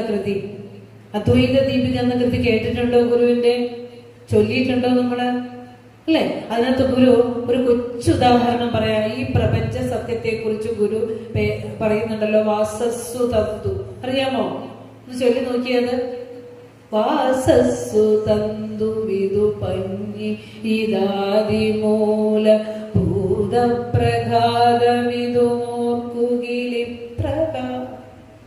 ഇപ്രകാരം ബോധത്തിൽ നിന്നു വിലസുന്നു മരുസ്ഥലത്തു പാദസ്സു പോലെ പരമാവധി ബോധമത്രേ. എന്റെ ഗുരു, എനിക്ക് വേദാന്തം ഒന്നും മനസ്സിലാകണില്ല എന്ന് പറയും നമ്മളല്ലേ? ഒന്നും മനസ്സിലാകുക, ഒന്നും അങ്ങോട്ട് പിടികിട്ടണില്ല ഗുരു എന്ന് പറയുമ്പോൾ ഗുരു പറയാ, കുഞ്ഞെ നീ ഉടുത്തിരിക്കുന്ന വസ്ത്രം നോക്കിയേ. നമ്മളെല്ലാരും ഉടുത്തിരിക്കുന്ന വസ്ത്രമുണ്ട് ഗുരു. വസ്ത്രമുണ്ടോ? ഉണ്ട്. ഇത് എന്തുകൊണ്ടാണ് ഉണ്ടാക്കിയേക്കണേ? നൂല്. ഈ വസ്ത്രം നോർത്ത് പിരുത്ത് നോക്കിയാൽ എന്ത് മെറ്റീരിയൽ, എന്ത് ഒബ്ജക്റ്റിലുള്ള അല്ലെ, കോട്ടൺ ആണെങ്കിൽ അതെന്താ കോട്ടൺ നൂലായിട്ട് മാറില്ലേ? ഈ കാണുന്ന കളർ കൊടുത്ത് ഈ നമ്മൾ ഉടുത്തിരിക്കുന്ന ഈ വസ്ത്രം ഒന്ന് വിശ്ലേഷിച്ചാൽ അതെന്തായി മാറും? നൂലായി മാറും. അപ്പൊ വസ്ത്രമുണ്ടോ? എന്തായി മാറി? വെറുതെ എന്നോടൊപ്പം വരണം. വസ്ത്രം മാറി എന്തായി മാറി? അപ്പൊ വസ്ത്രം പോയല്ലോ, നൂലായി. ഇനി നൂലിനെ ഒന്ന് വിശ്ലേഷിപ്പിച്ചാൽ എന്താവും? നൂല് പോയി വാസസ് തന്തു. വസ്ത്രം എന്ന് പറഞ്ഞ നൂല്, ഇത് പഞ്ഞി. ഈ നൂല് വിശ്ലേഷിച്ചപ്പോ പഞ്ഞി. ഈ പഞ്ഞിയെയും ഒന്ന് വിഘടിപ്പിക്കൂ, എന്ത് പറ്റും? പഞ്ചഭൂത തന്മാത്രകൾ. ഈ പ്രപഞ്ചത്തിലെ സമസ്ത ചരാചരങ്ങളും നമ്മളുടെ ഒക്കെ ശരീരം പഞ്ചഭൂതാത്മകമാണ്. ഇത് സംശ്ലേഷിപ്പിച്ചാൽ 5 കണങ്ങൾ, ഒരു ദൈവഗണം കിട്ടിയല്ലേ ശാസ്ത്രലോകത്തിന്? ദൈവഗണമാണ് പരീക്ഷണങ്ങൾക്കൊടുവിൽ കിട്ടിയത്. ഈ മൂലപ്രഘാതമായി മാറും. അതെവിടെന്നാ വന്നത്? സാക്ഷാൽ ജഗദീശ്വര സൃഷ്ടിയിൽ നിന്ന്. അല്ലാന്ന് പറയാൻ ആധുനിക സയൻസിനെ വെല്ലുവിളിക്കുന്നു. ആധുനിക സയൻസ് ഈ പ്രപഞ്ചം എങ്ങനെ ഉണ്ടായി എന്ന് കണ്ടുപിടിച്ചിട്ടില്ല. അതുകൊണ്ട് തന്നെ ഗുരു ഇവിടെ പറയുകയാണ്, ഇത് ആദിമൂലഭൂതപ്രഘാതം. പഞ്ചഭൂത തന്മാത്രകളുടെ കൂട്ടമായി മാറും. ഈ മൈക്ക് ഉൾപ്പെടെ, ഈ കടലാസ് ഉൾപ്പെടെ, ഈ കുപ്പി ഉൾപ്പെടെ, ഈ പ്രപഞ്ചത്തിലെ സകല വസ്തുക്കളെയും എടുത്ത് വിശ്ലേഷിച്ചാൽ കിട്ടുന്നത് മൂല തന്മാത്രകൾ മാത്രം. അത് ജഗദീശ്വരിൽ നിന്ന് തന്നെയാണ് ഉണ്ടായിട്ടുള്ളത്. അല്ല എന്ന് പറയാൻ ഇവിടെ മറ്റൊരു ശാസ്ത്രമില്ല. അപ്പോ എന്നിട്ട് ഗുരു പറയാ, ബോധത്തിൽ നിന്നു വിലസുന്നു.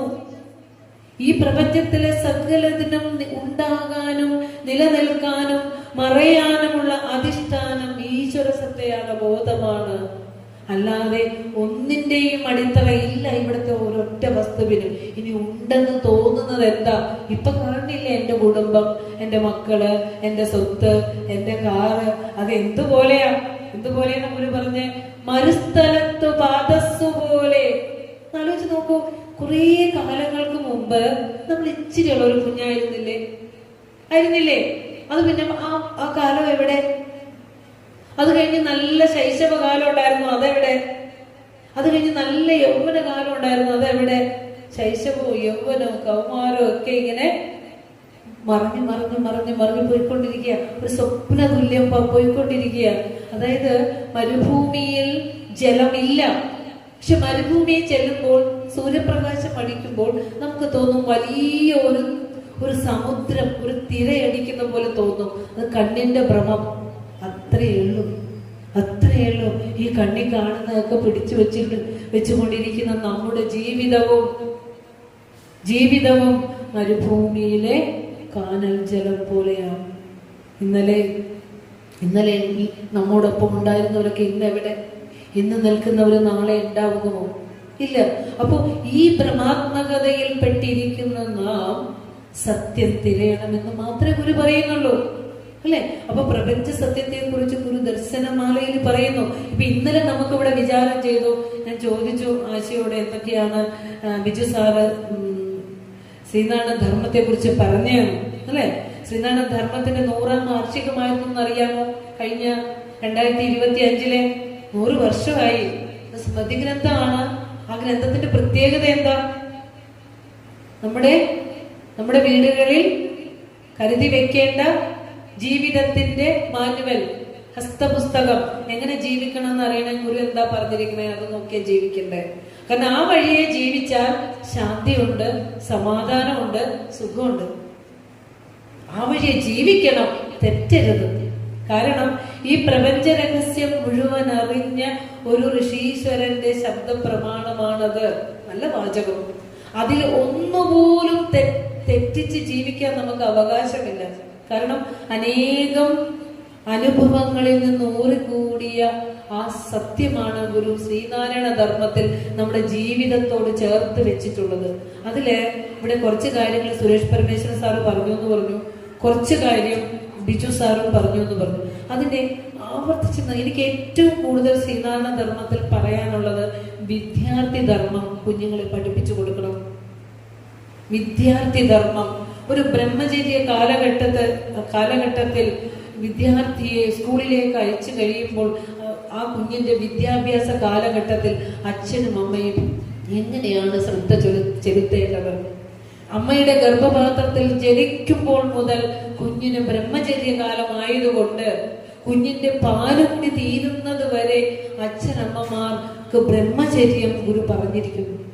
കാരണം ആ നല്ല സംസ്കാരത്തിൽ വളർന്നു വരുന്ന കുഞ്ഞ് ആ വിദ്യാർത്ഥി ജീവിതം ഒരു തപസ്സായി കൊണ്ടുപോകുമ്പോൾ എങ്ങനെയൊക്കെ ജീവിക്കണമെന്ന് വളരെ കൃത്യമായി ഗുരു നമുക്ക് പറഞ്ഞു തന്നിട്ടുണ്ട്.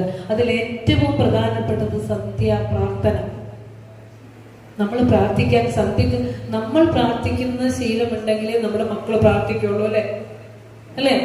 പ്രാർത്ഥന ചൊല്ലുന്ന കുടുംബങ്ങൾ വളരെ കുറവാണ്. ഇവിടെ ആശയുടെ മോനാണോ? അല്ല. ഒരു കുഞ്ഞിനെ നമ്മൾ കണ്ടോ, ഫ്രണ്ടിൽ തന്നെ. എനിക്ക് കുഞ്ഞുങ്ങളെ കാണുമ്പോൾ വളരെ സന്തോഷമാണ്. കാരണം നാളെ ഒരു തലമുറയിലേക്ക് വരേണ്ടവരും ഇതിന് നയിക്കേണ്ടവരുമാണ്.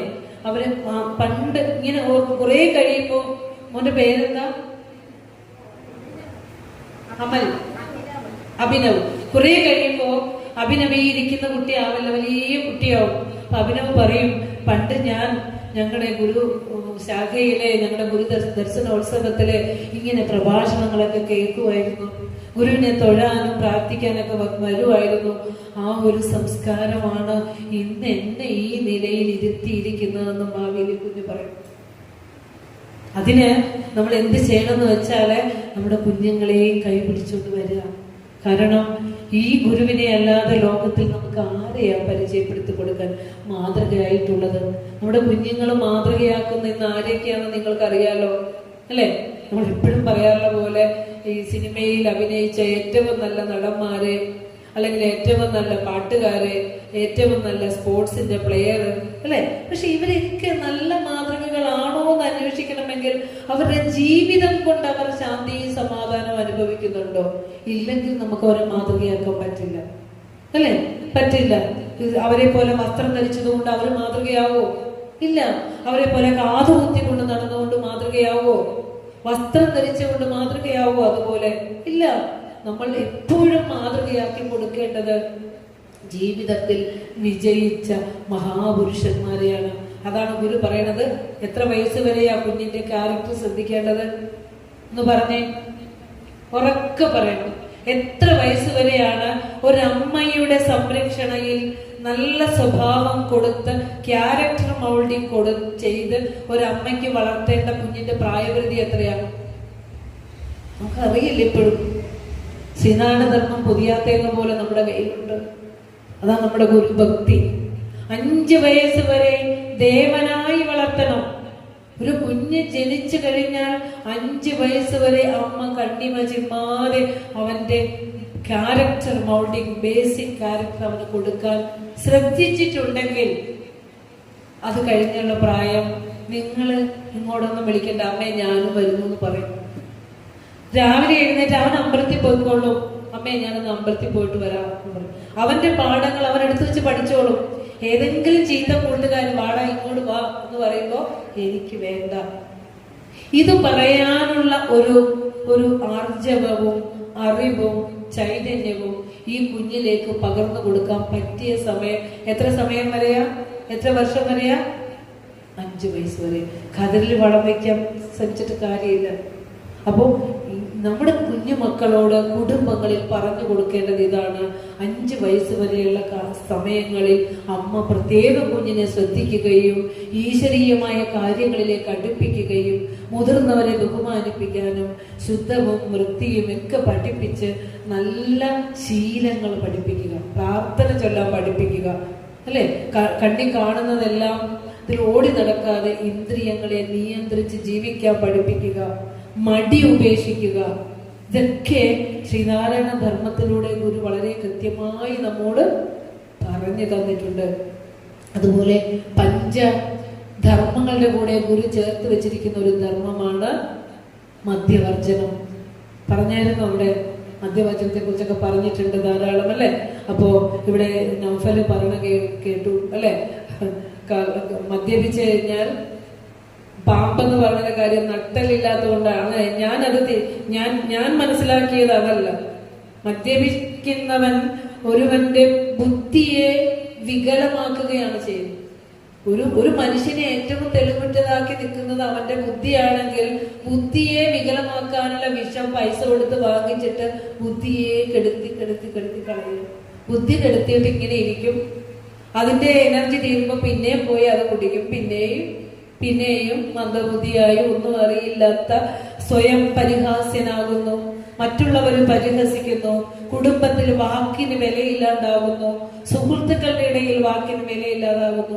എത്ര വലിയ സത്യം പറഞ്ഞാലും ആരും വിശ്വസിക്കില്ല. അപ്പൊ ഞങ്ങൾ ഇങ്ങോട്ട് വരണ വഴി ഞങ്ങൾ 1-2 പേരോട് വഴി ചോദിച്ചു. അപ്പോ എന്റെ ഭർത്താവ് പറയുന്നുണ്ട്, നമുക്ക് ഒരാളോട് കൂടി ചോദിക്കാം. കാരണം എന്താ, അദ്ദേഹം പറഞ്ഞത് ശരിയായിരിക്കും, പക്ഷെ അദ്ദേഹത്തിന്റെ ബുദ്ധി വികലമായിരിക്കും, അല്ലേ? അപ്പൊ അതുകൊണ്ടാണ് ഗുരു പറഞ്ഞത്, ഒരു മദ്യപനെ അവൻ തൊടുന്നതെല്ലാം ദുർഗന്ധപൂർണമായിരിക്കും. അവന്റെ മാതാവും പിതാവും മക്കളും അതുപോലെ തന്നെ ഈശ്വരന്മാർ പോലും വെറുക്കുന്നു എന്ന് ഗുരു പറഞ്ഞു. ഒരു 3 അരുതുകൾ പറഞ്ഞതിൽ ഒന്നാണ് മദ്യം വിഷമാണ്, ഉണ്ടാക്കരുത്, കൊടുക്കരുത്, കുടിക്കരുത്. വേറെ ഒരെണ്ണം എന്താ? ജാതി ചോദിക്കരുത്, പറയരുത്, വിചാരിക്കരുത്. നമുക്കറിയാം, ഇന്നും ഇപ്പൊ ഞാനിവിടെ വന്ന് കയറിയിരുന്നപ്പോൾ അജിത് സാറ് പറയാണ്, കുവൈറ്റില് കരയുദ്ധം തുടങ്ങിയിട്ടുണ്ട്. എന്നാണ് ഒരൊറ്റ സ്വിച്ചിന് എല്ലാം തകരാറിലാകുന്ന വാർത്താവിനിമയ മാധ്യമങ്ങൾ അടക്കം ഈ ലോകം ഒന്നിനൊന്ന് പരസ്പരം കണക്റ്റഡ് ആണ്, അല്ലെ? എവിടെയെങ്കിലും ആ ചാക്രികതയ്ക്ക് നഷ്ടം സംഭവിച്ചാൽ ലോകത്താകമാനം അതിന്റെ പ്രതിധ്വനി ഉണ്ടാകും. അപ്പൊ മനുഷ്യ മനസ്സുകളിൽ യുദ്ധകാഹളം മുഴങ്ങുന്ന ഒരു സാഹചര്യം കൂടിയാണ്. ശ്രീനാരായണ ധർമ്മത്തിലെ 2-ാം അധ്യായത്തിൽ മതത്തെ കുറിച്ച് ധാരാളം പറഞ്ഞിട്ടുണ്ട് ഗുരു, ധാരാളം പറഞ്ഞിട്ടുണ്ട്. പൊരുതുന്നവൻ സ്വയം പൊലിഞ്ഞു പോകും എന്ന് പറഞ്ഞു. ഒരു അനുകമ്പാദശകൻ രചിച്ച് തന്നത് 1-ാം ലോക മഹായുദ്ധ കാലത്താണെന്ന് മറന്നു പോകരുത്. ലോകത്ത് യുദ്ധം പൊട്ടിപ്പുറപ്പെട്ടപ്പോൾ 70 ലക്ഷം ജനങ്ങൾ, 90 ലക്ഷം ജനങ്ങളെല്ലാം മരിച്ചു വീണ സമയത്ത് ഇങ്ങീ മലയാളക്കരയിൽ അവതരിച്ച ഗുരു ദൈവദശകവും അനുകമ്പാദശകവും രചിക്കുന്നത് 1914-ലാണ്. 1914-ലാണ് 1-ാം ലോക മഹായുദ്ധം ആരംഭിക്കുന്നത്. എന്തിനു ഗുരു ലോകത്തേക്ക് അവതരിച്ചു എന്ന് ചോദിക്കുന്നവർക്ക് ഉത്തരം അവിടെയുണ്ട്. അപ്പോ ഈ മനുഷ്യ മനസ്സുകളിലെ ഇരുട്ട് മാറുന്നതിന് ഗുരു നിർദ്ദേശിച്ചിരിക്കുന്ന മരുന്നാണ് നാമജപവും. ആ നാമജപത്തിലൂടെ മനുഷ്യ മനസ്സുകൾ കാരുണ്യവും അൻപും കൊണ്ട് നിറഞ്ഞതാകണം എന്ന് പറയുകയും അനുകമ്പ എന്ന ഒറ്റ ചരടി ലോകത്തുള്ള എല്ലാ ഗുരുക്കന്മാരെയും പുണ്യപുരുഷന്മാരെയും പുരാണ പുരുഷന്മാരെയും മുനിമാരെയും ഋഷിമാരെയും കോർത്തിണക്കിക്കൊണ്ട് ഗുരു പറയുക, എല്ലാവരും പറഞ്ഞ സത്യം ഒന്ന്. ഇങ്ങനെ പറഞ്ഞ ഋഷിയുണ്ടോ? ഇങ്ങനെ പറഞ്ഞ ഋഷിയുണ്ടോ? എല്ലാവരും പറഞ്ഞ സത്യം ഒന്ന്. എല്ലാ സത്യങ്ങളും ലക്ഷ്യമാക്കുന്നത് മാനവരാശിയുടെ സുഖവും ശാന്തിയും സമാധാനവുമാണ്. ഗുരു പറഞ്ഞു തന്നു. സമാധാനം നഷ്ടപ്പെട്ട കാലത്ത് ഗുരുവേ അവിടെ നിന്നൊന്നുകൂടി ഈ ലോകത്തേക്ക് അവതരിച്ചിരുന്നെങ്കിൽ എന്ന് ഓർത്തുപോകും. ഗുരുവിന്റെ ആ ജാതിഭേദം മതദ്വേഷം ഏതുമില്ലാതെ സർവരും സോദരത്വേന വാഴുന്ന മാതൃകാസ്ഥാനമാമിത് എന്ന മഹാസന്ദേശം ഈ ലോകത്തിന്റെ നെറുകയിൽ പാറിക്കളിക്കുന്ന കൊടിയിലെ മന്ത്രാക്ഷരങ്ങളായി മാറേണ്ട കാലം അടുക്കുകയാണ്. ഇവിടെ ഗുരുവിന്റെ ഈ ദർശനം സ്വീകരിച്ചാൽ ലോകത്തിന് ശാന്തിയും സമാധാനവും ഉണ്ട്. കാരണം അവിടെ എല്ലാം ഒന്ന്, എല്ലാവരും സ്വീകാര്യം, എല്ലാ ദർശനങ്ങളെയും ഗുരു ചേർത്ത് വെച്ചിരിക്കുന്നു. സുഖവും ശാന്തിയുമാണ് ലക്ഷ്യം വയ്ക്കുന്നത്. ആ ഒരു ഏകാത്മകതയിലേക്ക് നമുക്ക് സഞ്ചരിക്കണം.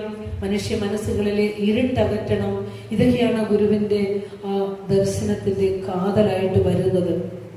ഇനി ഗുരു നമ്മളോട് പറയുമ്പോൾ നമുക്ക് ശ്രീനാരായണ ധർമ്മത്തിൽ നിന്ന് ഒന്നും കൂടെ സ്കിപ്പ് ചെയ്യുക. കാരണം നമുക്ക് 2 ദിവസങ്ങളായി അത് പറഞ്ഞതാ.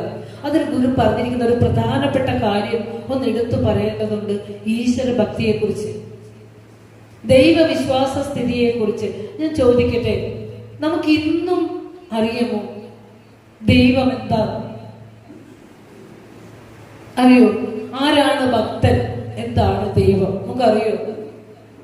സീറോയാ നമ്മൾ അതിലിപ്പോഴും.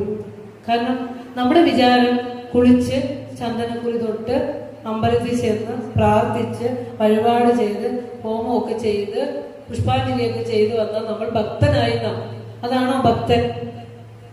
എന്താ ഭക്തൻ?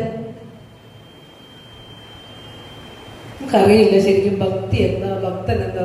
അപ്പോ ആത്മാനന്ദ സ്വാമികള് ബോധാനന്ദ സ്വാമികൾ ഗുരുവിനോട് ചോദിക്കുക, ഗുരു 1924 ഗുരുവിനോട് ചോദിക്കുക, ഗുരു അങ്ങ് ഞങ്ങൾക്ക് ഉപദേശിച്ചു തരേണ്ടത് ദൈവത്തെ കുറിച്ചുള്ള സങ്കല്പം എന്താണ്, ദൈവം എന്ന് പറഞ്ഞു തരണം.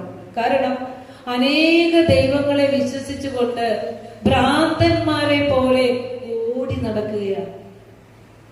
ഈശ്വരനെ അനേകം ഉണ്ടെന്ന് കരുതിയിട്ട് ഇവിടെ ഒന്ന് തൊഴുമ്പോ തോന്നും, ഓ അപ്പുറത്തിരിക്കുന്ന ദൈവത്തിന് എന്ത് തോന്നും, അല്ലെ? ഇതിന്റെ അപ്പുറത്ത് ചെല്ലുമ്പോ എന്ത് തോന്നും, ഓ ഇപ്പുറത്തിരിക്കുന്ന ഗണപതിയെ കൂടി തൊഴുതേക്കാം, അല്ലെ?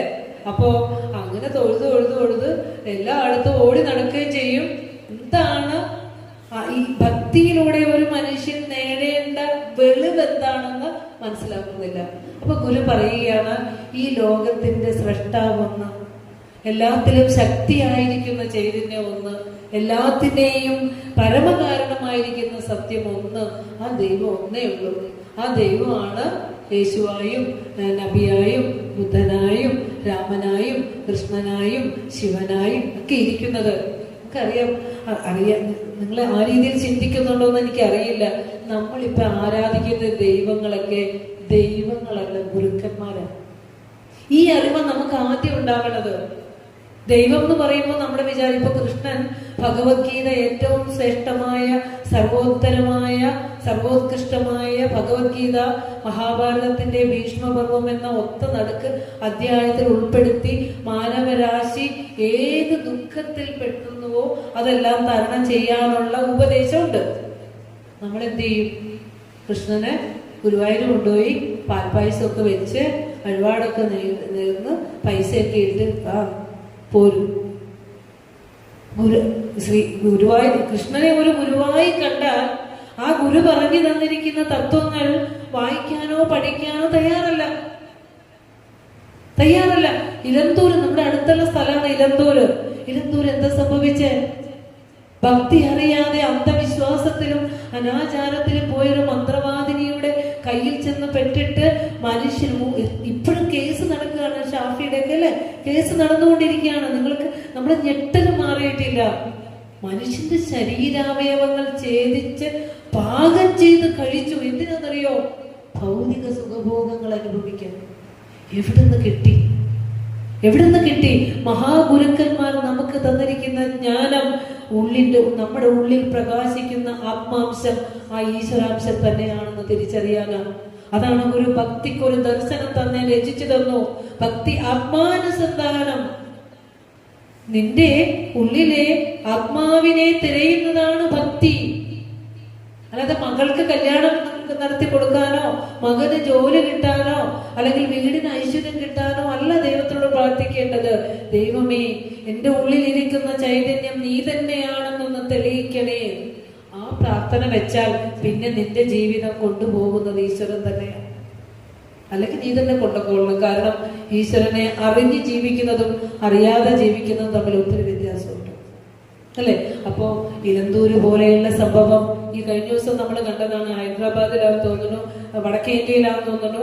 13 വയസ്സുള്ള പെൺകുട്ടിയെ മാനസിക രോഗിയായ മകന്റെ മാനസിക രോഗം മാറ്റാനെന്ന് പറഞ്ഞ് ആ കുട്ടിയുടെ തല വെട്ടിയിട്ട് ആ ചോര ഗ്ലാസ്സിലെടുത്ത് അതിനെ ആ ചോര കൊണ്ട് അഭിഷേകം ചെയ്യുകയാണ്. ഇങ്ങനെ കൊല്ലം തോന്നുന്നു.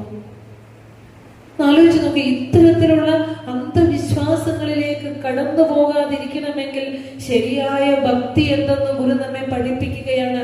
ഭക്തി ആത്മാനുസന്ധാനം. നിന്റെ ഉള്ളിലാണ് ഈശ്വരൻ തെളിയുന്നത്. അവിടെയാണ് തെളിച്ചം വരേണ്ടത്. പുറത്തല്ല തെളിയേണ്ടത്, അകത്താണ്. അകത്ത് തെളിയുമ്പോൾ നിനക്ക് അനുഭവപ്പെടുന്ന ആനന്ദം, അതാ നീ അനുഭവിക്കേണ്ടത്. അല്ലാതെ ഇങ്ങനെ ഈശ്വരനെ തേടി കളയാനുള്ളതല്ല എന്ന് ശ്രീനാഥധർമ്മത്തിലൂടെ ഗുരു ഭക്തിയെ കുറിച്ച് വളരെ വ്യക്തം. ആനന്ദജനക.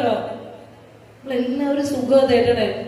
ആ സുഖം ഇരിക്കുന്നത് ആത്മാവിന്റെ സ്വരൂപമാണ് സുഖം. എപ്പോഴും ഞാൻ പറഞ്ഞു കൊടുക്കാറുള്ളതാ. ഭാര്യ ഭർത്താവിനെ സ്നേഹിക്കും, വലിയ ത്യാഗ. ഞാൻ നിങ്ങളെ എന്തോരം സ്നേഹിക്കുന്നുണ്ട്, ഇഷ്ടപ്പെട്ട കറി വെച്ച് തരുന്നുണ്ട്, അല്ലെ, ഡ്രസ്സ് കഴുകി കൊടുക്കുന്നുണ്ട്, നിങ്ങളുടെ കാര്യങ്ങളെല്ലാം ചെയ്തു തരുന്നുണ്ട്. എന്തൊരു സ്നേഹം, എന്തൊരു സ്നേഹം. പക്ഷെ സത്യത്തിൽ ഈ ഭാര്യ സ്നേഹിച്ചത് ഭർത്താവിനെ തന്നെയാണോ? ആണോ? ഭർത്താവ് തനിക്ക് സുഖവസ്തുവായത് കൊണ്ട്, സുഖം എന്ന് പറഞ്ഞാൽ സുഖവും സംരക്ഷണവും നൽകുന്നത് കൊണ്ട്, തന്റെ സുഖപ്രിയത്തിന് അത് ഹേതുവായതുകൊണ്ട് താൻ ഭർത്താവിനെ സ്നേഹിച്ചേ, അല്ലെ? ഭർത്താവ് ഭാര്യയെയും ഭാര്യ ഭർത്താവിനെയും സ്നേഹിക്കുമ്പോൾ ലക്ഷ്യം വയ്ക്കുന്നത് ആത്മസുഖം തന്നെയാണ്, അല്ലെ? പിന്നെ എന്തുകൊണ്ട് ഭർത്താവ് ഉപേക്ഷിച്ചു പോയാൽ പിന്നെ ആ സ്നേഹം നിൽക്കുന്നുണ്ടോ? ഇല്ലല്ലോ.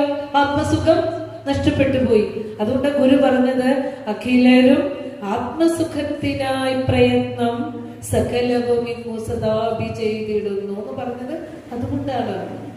അപ്പോ പറഞ്ഞു വരാനുള്ളത്, ഭക്തിയുടെ നല്ല പാഠങ്ങൾ നമ്മൾ പഠിക്കേണ്ടതുണ്ട്.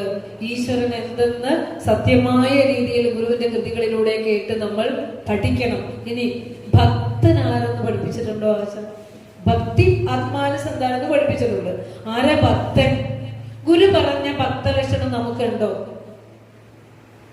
ആനന്ദോഹമഹം ബ്രഹ്മാത്മാഹമസ്മീതി രൂപതഃ ഭവന സതതം യസ്യ സ ഭക്തഃ. അറിഞ്ഞു മനസ്സിലാവോ? ഞാൻ ആനന്ദമാണ്, ഞാൻ ആത്മാവാണ്, അല്ലെ? ഞാൻ ആനന്ദമാണ്, ഞാൻ ആത്മാവാണ്, അല്ലെ? എന്നിങ്ങനെ ആരാണോ നിരന്തരം ഭാവന ചെയ്ത് ഉറപ്പിക്കുന്നത് അവനാണ് ഭക്തൻ. ഒന്ന് ശ്രദ്ധിച്ചു നോക്കി. ഇനിയും മനസ്സിലായില്ലെങ്കിൽ മുരിക്കുമ്പുഴ കാളകണ്ഠേശ്വരത്ത് ദൈവത്തിന്റെ സ്ഥാനത്ത് എന്താ വെച്ചേ? സത്യം, ധർമ്മം, ദയ, ശാന്തി. എന്തിനാ അത് വെച്ചേ? ദൈവത്തിനെ പ്രാർത്ഥിക്കുമ്പോൾ നമുക്ക് കിട്ടേണ്ട ഗുണങ്ങളാണ് എന്ത്? സത്യം, ധർമ്മം, ദയ, ശാന്തി. ദൈവത്തിനെ പ്രാർത്ഥിക്കുമ്പോൾ നമ്മളിലേക്ക് കരഗതമാകേണ്ട മാനുഷിക മൂല്യങ്ങളെ തന്നെ ദൈവമായി പ്രതിഷ്ഠിച്ചു തന്ന ഗുരു. വിളക്കിനെ വെച്ചു, വെളിച്ചം വരട്ടെ, ഇട്ടുപോട്ടെ. അവസാനം ഓങ്കാരത്തെ തന്നു. ഏറ്റവും അവസാനം ഓങ്കാരം, പ്രപഞ്ചത്തിലെ ജഗദീശ്വരനെ തന്നെ, ആ ബ്രഹ്മശക്തിയെ തന്നെ ഓങ്കാരം എന്ന അക്ഷരത്തിൽ ചേർത്ത് വെച്ച് തന്നില്ലേ ഗുരു? അല്ലേ? ആ മഹാഗുരു ഒരു ഈ ഗുരുവിനെ പഠിച്ച പോലെ ഈ ലോകത്ത് ഓടേണ്ട ആവശ്യമുണ്ടോ? ഉണ്ടോ? ഓടേണ്ട ആവശ്യമുണ്ടോ? ഇല്ല. നമ്മുടെ ശരീരം വന്നിരിക്കുന്നത് പ്രാരബ്ധ കർമ്മത്തിലാണ്. ഈ ശരീരം കൊണ്ട് നമുക്ക് കിട്ടിയിരിക്കുന്നത് ശരീരം മൗൾഡ് ചെയ്ത് വന്നു കഴിഞ്ഞു.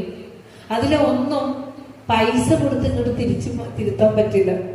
തിരുത്താൻ പറ്റും ഇനിയുള്ള ജന്മങ്ങളിൽ സഞ്ചിതമായി കർമ്മങ്ങൾ കൊണ്ടുപോകാതിരിക്കുക. പ്രാരബ്ധ ശരീരത്തിൽ വന്നത് അനുഭവം കൊണ്ടേ തീരും. കാശ് കൊടുത്താലൊന്നും അത്, കൈക്കൂലി കൊടുത്താലൊന്നും അത് തിരുത്തി എഴുതപ്പെടില്ല. അത് ഗുരു എവിടെ പറഞ്ഞേക്കണേ?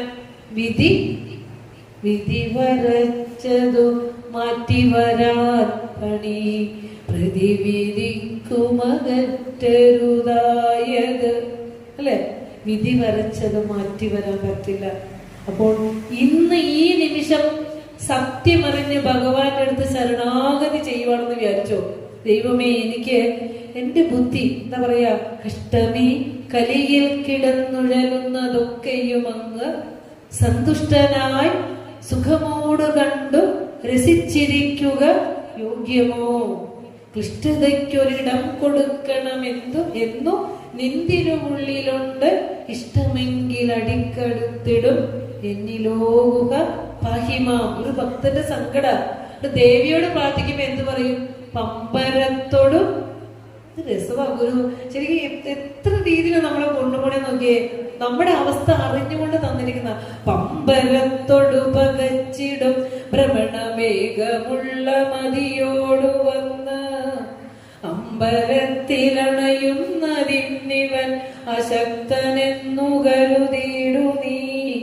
അൻപിരന്നടികൾ വാഴ്ത്തി നിൽക്കും അഗതിക്കു സദ്ഗതി വരുത്തിടും നിൻപദത്തൊടുലയിപ്പതിന്നു വരം തരിക മംഗളേ. നമ്മുടെയൊക്കെ ഇപ്പൊ ഇവിടെ ഇരിക്കുമ്പോ സത്യം ഒന്ന് പറഞ്ഞേ, എത്ര പേരുടെ മനസ്സ് ഇപ്പൊ വീട്ടിൽ പോയിട്ടുണ്ടാവും, വൈകുന്നേരം ചെന്നിട്ടുള്ള കാര്യങ്ങള്, നാളത്തെ കാര്യങ്ങള്, ഇങ്ങനെ മനസ്സ് ഒരു നിമിഷം പോലും പിടിതരാതെ പമ്പരം കറങ്ങണ പോലെ കറങ്ങിക്കൊണ്ടിരിക്കുക. അങ്ങനെയുള്ള എനിക്ക് എങ്ങനെയാണ് ഭഗവാനെ നിന്റെ പാതാരബിന്ദങ്ങളിലേക്ക് മനസ്സർപ്പിക്കാൻ സാധിക്കുക എന്ന് മനസ്സിലാക്കിയിട്ട് നിന്റെ പാതാരബിന്ദങ്ങളിൽ അഭയം തേടിയിരിക്കുന്ന എന്നെ ഒന്ന് അനുഗ്രഹിക്കുമെന്ന് പ്രാർത്ഥിക്കുന്നുണ്ടല്ലേ.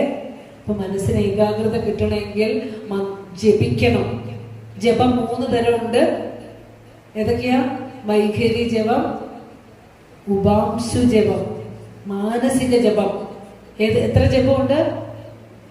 നമ്മൾ ഉറക്കെ ഇപ്പം ഗുരുമണ്ഡപത്തിലേക്ക് ഇന്ന് ഉറക്കെ ചെല്ലില്ലേ, അതിനെന്താ പറയാ? വൈഖരി എന്ന് പറയും അല്ലെ? ആ തലമൊക്കെ കഴിഞ്ഞ് വരുമ്പോ കുറച്ച് വരുമ്പോ നമ്മളിങ്ങനെ ഇങ്ങനെ ചൊല്ലില്ലേ നമ്മള്, അതിനെ ഉപാംശു എന്ന് പറയും അല്ലെ? ഓം നമോ നാരായണായ അല്ലെ? നമ്മൾ ചുണ്ടുകൊണ്ട് അടുക്കളയിലൊക്കെ ജോലി ചെയ്യുമ്പോൾ നമുക്കിങ്ങനെ ഗുരുവിന്റെ നാമം ജപിച്ചുകൊണ്ടേയിരിക്കാം. പിന്നെ മറ്റൊന്ന് ശാന്തമായി നട്ടിൽ നിവർന്നിരുന്നു കൊണ്ട്, കസേരയിൽ ഇരിക്കുന്നവർ അങ്ങനെ ഇരുന്നു കൊണ്ട് മനസ്സിലേക്ക് മന്ത്രങ്ങളെ ധ്യാനിക്കുക. അങ്ങനെ പതുക്കെ നമുക്ക് നമ്മുടെ ദുഃഖത്തിൽ നിന്ന് മോചനം നേടാനായിട്ട് സാധിക്കും. കലൗ നാമസങ്കീർത്തനം. കലിയുഗത്തിൽ നാമസങ്കീർത്തനത്തിനാണ് പ്രാധാന്യം. ഈ ഗുരുമണ്ഡപത്തിൽ വന്നിട്ട് കുളിച്ച് വൃത്തിയായി പ്രാർത്ഥനാ മഞ്ജരിയായിട്ട് വന്നിട്ട് ആ ഗുരുവിന്റെ തിരുസന്നിധിയിൽ ഇരുന്നിട്ട് ഗുരുവിന്റെ കൃതികളൊക്കെ അവിടെ ഇരുന്ന് ജപിക്കുക. ഈ നാട് മുഴുവനും അത് കേൾക്കട്ടെ, ഈ അന്തരീക്ഷം മുഴുവൻ അതിന്റെ ആ മന്ത്രധ്വനികൾ മുഖരിതമാകട്ടെ, അത് ഇവിടെയൊക്കെ വെളിച്ചമേകട്ടെ. കാരണം അത്രയും ദിവ്യമായ നാമങ്ങളാണ് ഗുരു നമുക്ക് ഏകിയിട്ടിരിക്കുന്നത്, അത്രയും. അപ്പോൾ അടുത്തത് നമ്മൾ ഈ ഭക്തി, നിങ്ങളിപ്പോ ഞാൻ പറഞ്ഞു, ഭക്തിയെ കുറിച്ചുള്ള പുതിയ അറിവുകൾ നമ്മൾ നേടണമെങ്കിൽ, നമുക്കറിയാത്ത കാര്യങ്ങൾ അറിയണമെങ്കിൽ ഗുരുവിന്റെ ഭക്തി ദർശനത്തിൽ 10 ശ്ലോകങ്ങളും ഒന്ന് പഠിച്ച് ഒന്ന് മനസ്സിലാക്കി എടുക്കുക കേട്ടോ. പ്രൊഫസർ ബാലകൃഷ്ണ സാറിന്റെയോ അല്ലെങ്കിൽ മുനിനാരായണ പ്രസാദ് സ്വാമിജിയുടെയൊക്കെ ഒരു കൃതികളുടെ ഒരു വ്യാഖ്യാനം മേടിച്ച് വെച്ചിട്ട് ഒരു ശ്ലോകം എടുത്തിട്ട് അതിന്റെ അർത്ഥമൊക്കെ ഒന്ന് മനസ്സിലാക്കിയിട്ട് ജപിക്കുമ്പോൾ നമ്മളിലേക്ക് നല്ലൊരു അനുഭവം നമുക്കുണ്ടാവും അല്ലെ? എത്ര കാലമായി നമ്മൾ അർത്ഥം അറിയാതെ ഇങ്ങനെ ജപിച്ച് നമ്മുടെ ജപിക്കാനുള്ള ശക്തി പോലും ചോർന്നു പോയിക്കൊണ്ടിരിക്കുക അല്ലെ? ഗുരുവിന്റെ ഒരു കൃതിയെങ്കിലും അർത്ഥമറിഞ്ഞ് പഠിക്കാൻ നമുക്ക് സാധിക്കണം. അതുപോലെ തന്നെ ആചാരങ്ങളും അനുഷ്ഠാനങ്ങളും എല്ലാം അന്ധവിശ്വാസത്തിലേക്ക് നീളരുത്. ഗുരുവിന് വളരെ ശ്രദ്ധയുണ്ടായിരുന്ന ഒരു കാര്യമാണത്. ഏതും മനുഷ്യന്റെ ധനസ്ഥിതി നോക്കിയിട്ട് വേണം ആചാരാനുഷ്ഠാനങ്ങൾ ചെയ്യാനായിട്ട്. ഒരു എപ്പോഴും പറയുന്ന കാര്യമാണ്. പണ്ട് നിങ്ങളൊക്കെ കേട്ടിട്ടുണ്ടാവും, സർപ്പം തുള്ളലൊക്കെ നടക്കുന്ന സമയത്ത്, അല്ലെ, കേട്ടിട്ടുണ്ടോ? അത് സർപ്പക്കാവുകളൊക്കെ ഉള്ള സമയത്ത് ഗുരു ഒരിക്കലും ഇങ്ങനെ തുള്ളൽ കണ്ടുകൊണ്ടിരിക്കുക. ആ സമയത്ത് ഗുരുവിനെ കൗതുകത്തോടെ അവിടെ നടക്കുന്ന ചടങ്ങുകൾ വീക്ഷിച്ചുകൊണ്ടിരിക്കുമ്പോൾ തുള്ളുന്ന ആളുടെ അടുത്തേക്ക് അടക്കാമരത്തിന്റെ പൂങ്കുല എടുത്തു കൊടുക്കും. ഇങ്ങനെ അങ്ങനെ ഒന്ന് തുള്ളും, അത് വലിച്ചെറിയും. പിന്നെയും കൊടുക്കും, പിന്നെയും വലിച്ചെറിയും. ഗുരു കുറേ നേരം കൊണ്ട് ഇത് കാണുന്നു. അതിനുശേഷം ഈ തെങ്ങിൽ നിന്നെല്ലാം കരിക്ക് വെട്ടി വീഴ്ത്തി ആ കരിക്കും വെള്ളം തലയിലേക്ക് ഒഴിച്ചു കൊടുത്തോണ്ടേയിരിക്കുക. അപ്പൊ ഗുരു അവരോട് പറഞ്ഞൊരു കാര്യമുണ്ട്. ആ കവുങ്ങിലെ കായ്കളെല്ലാം അടക്കയാകട്ടെ, അത് മനുഷ്യന്റെ ജീവിതത്തിന് ഉപയോഗപ്പെടട്ടെ. നിങ്ങൾ ഈ വേലിയിൽ നിൽക്കുന്ന തൂപ്പുണ്ടല്ലോ, അത് വെട്ടിയിട്ട് കയ്യിൽ കൊടുത്തോളൂ തുള്ളാൻ. അതുപോലെ തന്നെ ഈ ഈ കരിക്കുകളെല്ലാം നാളികേരമായാൽ അത് വിറ്റ് ധനം സമ്പാദിക്കാമല്ലോ, ജീവിത ചെലവ് നടക്കുമല്ലോ. അതുകൊണ്ട് നല്ല രാമച്ചമിട്ട് തിളപ്പിച്ച് തണുത്ത വെള്ളം തലയിൽ കോരി ഒഴിച്ചു കൊടുക്കും. നോക്കൂ എന്താണ് ആചാരമെന്നും എന്താണ് ഭക്തിയെന്നും കൃത്യമായി അറിഞ്ഞ് അനുഭവിച്ച ഋഷിയാണ് നമ്മളോട് പറയുന്നത്. ആചാരാനുഷ്ഠാനങ്ങൾ നമ്മളുടെ സമ്പത്തിനെ ചൂഷണം ചെയ്തുകൊണ്ട് ആകരുത്. അതുകൊണ്ട് തന്നെയാണ് ഇവിടെ കന്യാകുമാരിയില്, അല്ലെ, ആ ഗുരു ഗണപതിയെ പ്രതിഷ്ഠിച്ചിരുന്നല്ലേ കോട്ടാറ്, അല്ലെ, 42 ഊരുകാര്, 42 ക്ഷേത്രങ്ങൾ, കരിങ്കല്ലിൽ നിർമ്മിച്ച വിഗ്രഹം, മല്ലനും മാടനും മറുതയൊക്കെ വെച്ചുകൊണ്ട് ഒരു ഉത്സവം കഴിഞ്ഞ് അടുത്ത മാസം അടുത്ത ഉത്സവം. ഒരാൾ ഇച്ചിരി ഭംഗിയായിട്ട് നടത്തിയാൽ അതിലും ഭംഗിയായിട്ട് നടത്തണം അടുത്ത ആൾക്ക്.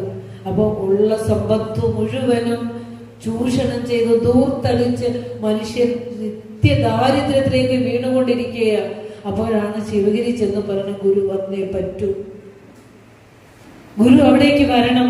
അപ്പൊ ഗുരു എത്ര ശേഷിയോടെ എത്ര എനിക്ക് പറയാൻ വാക്കുകളില്ല. ഗുരു പറയാ അതെല്ലാം തല്ലി തകർക്കൂ. എല്ലാ ക്ഷേത്രങ്ങളും 42 ക്ഷേത്രങ്ങളും തല്ലി ഉടച്ചു. അതിനകത്തുണ്ടായിരുന്ന വിഗ്രഹങ്ങളെല്ലാം ചാക്കിൽ കെട്ടി വെള്ളത്തിലേക്ക് ഒഴുക്കി. എന്നിട്ട് ഒരു ഒറ്റ ക്ഷേത്രം, അവിടെ ഈ അധമമൂർത്തികളെ മാറ്റി ഗണപതിയെ പ്രതിഷ്ഠിച്ച് വിനായകാഷ്ടകം എഴുതി തന്ന് സാത്വികമായ ഭക്തിയിലേക്ക് മനുഷ്യനെ നയിച്ച ഗുരുവിന്റെ മനഃശാസ്ത്രം ആലോചിച്ച് നോക്കൂ. അവിടെയൊക്കെ മനുഷ്യന്റെ ജീവിതത്തിന് ജീവിതത്തിന്റെ ആ സാമ്പത്തിക നിലയെയും സ്വസ്ഥതയെയും കെടുത്തിക്കൊണ്ട് ആചാരാനുഷ്ഠാനങ്ങൾ ചെയ്യുന്നതിനെ ഗുരു വളരെയധികം ഒത്തിരി എതിർത്തിരുന്നു. അതുപോലെ തന്നെ ഗുരു സംവദിച്ചത് അത്രയും. ഇപ്പൊ നമ്മുടെ മക്കളൊക്കെ എന്തിനമ്മയും ഗുരുവിനെ പ്രാർത്ഥിക്കണം, ദൈവത്തിനെ പോയി പ്രാർത്ഥിച്ചാൽ പോലെ എന്ന് ചോദിച്ചാൽ ദൈവവും ഗുരുവൊക്കെ ഒന്ന് തന്നെയാ. രാമൻ ഗുരുവായിരുന്നു, സംശയമുണ്ടോ? നമ്മുടെ വീട്ടിലെ പൂജാമുറികളിലൊക്കെ ചെന്നാൽ ഗുരുവിന്റെ സ്ഥാനം എവിടെയാ? ഇപ്പോ ചെങ്ങന്നൂർ, ചങ്ങനാശ്ശേരി ഈ ഭാഗങ്ങളിലൊക്കെ ഉള്ളവർക്ക് ഗുരു പരമദൈവതം തന്നെയാണ്. ഗുരുഭക്തിയിൽ ഏറ്റവും മുന്നിൽ നിൽക്കുന്ന സ്ഥലങ്ങളാണ് ഇവിടെയൊക്കെ. വീടുകളിൽ എനിക്ക് പോകാൻ പറ്റിയിട്ടില്ല, ഇതുപോലെയുള്ള കൺവെൻഷനുകളിലാണ് പോകാറ്. അപ്പോ അങ്ങനെയൊക്കെ ചെല്ലുമ്പോൾ, നമ്മൾ വീട്ടിൽ ചെല്ലുമ്പോൾ ചിലപ്പോൾ ഗുരുവിന്റെ ഒരു ആ ഫോട്ടോ ഇരിക്കുന്നത് ഏതെങ്കിലുമൊക്കെ മൂലയ്ക്കായിരിക്കും, ബാക്കിയെല്ലാം ഇങ്ങനെ നിരന്നിരിക്കുന്നുണ്ടാവും. അപ്പൊ നമ്മൾ അറിയേണ്ട ഒരു കാര്യം എന്തെന്നറിയോ? ഗുരു എന്താണ്, ഈശ്വര സങ്കല്പം എന്താന്ന് ചോദിച്ചാൽ, രാമൻ വരുന്നത് രാമായണത്തിലാണ്. രാമായണത്തിലെ 24 ആ സർഗങ്ങളിലും ഒരിടത്ത് പോലും രാമനെ ദൈവമായിട്ട് പറയുന്നില്ല. രാമനൊരു രാജാവാണ്, കല്യാണം കഴിച്ചു, മക്കളുണ്ട്, ദശരഥന്റെ പുത്രനാണ്, വസിഷ്ഠന്റെ കീഴിൽ പഠിച്ചപ്പോൾ 14 വയസ്സ് വരെയുള്ള പ്രായത്തിൽ രാമനെ ആത്മവിദ്യ പഠിപ്പിച്ചു. അപ്പൊ ചോദിച്ചു തുടങ്ങി, എന്തിനായി രാജ്യം? ഈ ക്ഷണികമായ ഈ രാജ്യവും കൊട്ടാരവും സുഖഭോഗങ്ങളും നശ്വരമല്ലേ എന്ന ചിന്ത വന്നു തുടങ്ങി.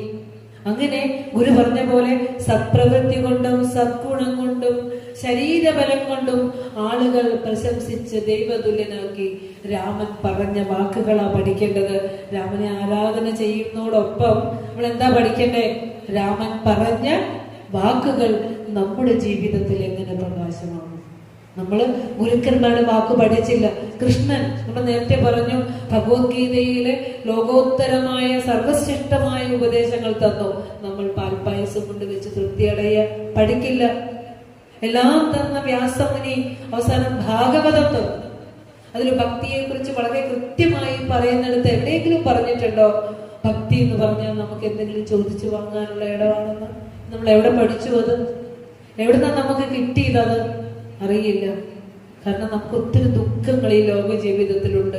അത് ഈശ്വരന്റെ മുമ്പിൽ സമർപ്പിക്കുക, അതിനെ തരണം ചെയ്യാനുള്ള ആത്മബലം നമുക്ക് ഈശ്വരനിൽ നിന്ന് നേടേണ്ടതുണ്ട്. ആ ഈശ്വരൻ പുറത്തല്ല, അവനിൽ തന്നെ ഇരുന്നു കൊണ്ട് കാരുണ്യം ചൊരിയുന്നു എന്നാണ് ഗുരു നമ്മെ പഠിപ്പിച്ചത്. നാം ശരീരമല്ല അറിവാണ് എന്ന് പറഞ്ഞത് എവിടെ വെച്ചാ? ഏത് കൃതിയിലാ പറഞ്ഞേ? ഗദ്യപ്രാർത്ഥന എവിടെ വെച്ചാ രചിച്ചേ? നിങ്ങൾ ധാരാളം പഠിക്കുന്നവരാണെന്ന് ഞാൻ കരുതിയിരിക്കുന്ന കേട്ടോ. ഗദ്യപ്രാർത്ഥന എവിടെ വെച്ചാ രചിച്ച ആശയം? ആരെ പറഞ്ഞത്? കോലത്തുകരയിൽ വെച്ചിട്ട് അല്ലെ? കുളത്തൂർ കോലത്തുകരയിൽ വെച്ച് രാമൻ മുതലാളിക്ക് ഗുരു പറഞ്ഞു കൊടുത്തതാണ് ഗദ്യപ്രാർത്ഥന. കോലത്തുകരയിൽ ശിവനെ പ്രതിഷ്ഠിച്ചു കഴിഞ്ഞു, രാവിലെ പ്രതിഷ്ഠ കഴിഞ്ഞു. പ്രതിഷ്ഠാ ചടങ്ങിൽ എത്താൻ പറ്റിയില്ല രാമൻ മുതലാളി. കൈത്തറി വസ്ത്ര വ്യാപാരി മുതലാളിയാ. വൈകുന്നേരം ആയപ്പോ ഇങ്ങനെ വന്ന് ഗുരുവിന്റെ അടുത്ത് നിൽക്കുവാണ്. ഗുരു, പ്രതിഷ്ഠാ ചടങ്ങിനൊന്നും വരാൻ പറ്റിയില്ല. സത്യം പറയാലോ ഭഗവാനെ, എനിക്ക് ഈ ഈശ്വര ദൈവത്തിലോ ഇങ്ങനെ വിഗ്രഹങ്ങളിലോ, ദൈവത്തിലല്ല വിഗ്രഹങ്ങളിലോ ക്ഷേത്രങ്ങളിലോ വിശ്വാസമില്ല. ഞങ്ങളെ പോലെയുള്ളവർക്ക് പ്രാർത്ഥിക്കാൻ ഒരു പ്രാർത്ഥന രചിച്ചു തരണം. അപ്പോഴാണ് എന്ത് രചിച്ചു കൊടുത്തത്? ഗദ്യപ്രാർത്ഥന. അത് പഠിക്കാൻ തുടങ്ങിയാൽ നിങ്ങൾക്ക് മനസ്സിലാകും ഭാരതത്തിലെ സനാതന ധർമ്മ സംസ്കൃതിയിലെ ഉപനിഷത്തിന്റെ സാരത്തെ ചേർത്ത് വെച്ചിട്ടുള്ള ഗ്രന്ഥമാണ് ഗദ്യപ്രാർത്ഥന. എഴുതിയെടുക്കാമോ? എഴുതാൻ ഗുരു ഉള്ളിൽ നിന്ന് വന്നതാ അല്ലെ? അപ്പോ നമ്മുടെ ഇന്നത്തെ പ്രഭാഷണത്തിന്റെ കണ്ടന്റ് എന്താ? നാം ഗുരുവിനെ ആരാധന ചെയ്യുന്നതോടൊപ്പം ഗുരുവിനെ പഠിക്കണം. ഗുരുവിനെ പഠിക്കണമെങ്കിൽ ഗുരുവിന്റെ വാക്കുകളായിട്ടുള്ളത് നമ്മുടെ കയ്യിൽ ഇപ്പൊ കിട്ടിയേക്കണ എന്താ? ഗുരുവിന്റെ കൃതികള്. അതിൽ ഒരു കൃതിയെങ്കിലും ഞാൻ എന്റെ ഈ മനുഷ്യ ജന്മത്തിൽ പഠിച്ചു തീർക്കുമെന്നൊരു പ്രതിജ്ഞ നാം എടുക്കേണ്ടതുണ്ട്. ആചാരാനുഷ്ഠാനങ്ങളെ കുറിച്ചല്ലേ പറഞ്ഞു വന്നത്? ഹോമമന്ത്രം ഗുരു എന്തിനാ തന്നെ? 100-ാം വാർഷികമല്ലേ ഹോമമന്ത്രത്തിന്റെ? എന്താ അതുകൊണ്ട് പറയണത്? 10 പൈസ ചെലവില്ലാതെ നമ്മുടെ വീട്ടിലൊരു ഹോമം നടത്തണമെങ്കിൽ ഒരു ശാന്തിയെ വിളിച്ച് ഹോമദ്രവ്യങ്ങളൊക്കെ ഒരുക്കി വീട്ടിൽ ചടങ്ങുകളൊക്കെ സംഘടിപ്പിക്കണമെങ്കിൽ ഒരു 2-3 ലക്ഷം രൂപ എന്തായാലും വേണമല്ലേ? വേണം. അതിനൊക്കെ എത്രയോ അധ്വാനം. എന്താ ഹോമം ചെയ്യണതിന്റെ ലക്ഷ്യം? അതും അറിയില്ല. ഒരു കാര്യം അറിയാം, കുടുംബത്തിൽ എന്തോ നല്ലത് വരാനാണെന്ന് മാത്രം അറിയാം. അതിനപ്പുറം നമുക്കൊന്നും അറിയില്ല. പക്ഷേ ഗുരു പറയുകയാണ്, ആരാധന അനുഷ്ഠാനങ്ങൾ എന്തിനാണ് എന്ന് വെച്ചാൽ മനുഷ്യന്റെ മനസ്സുകളെ ശുദ്ധീകരിക്കാനും അഹന്ത ഈശ്വരന്റെ മുമ്പിൽ സമർപ്പിക്കാനുമാണ്. ക്ഷേത്രത്തിൽ പോണത് എന്തിനായിരിക്കണം? അഹന്ത സമർപ്പിക്കാൻ.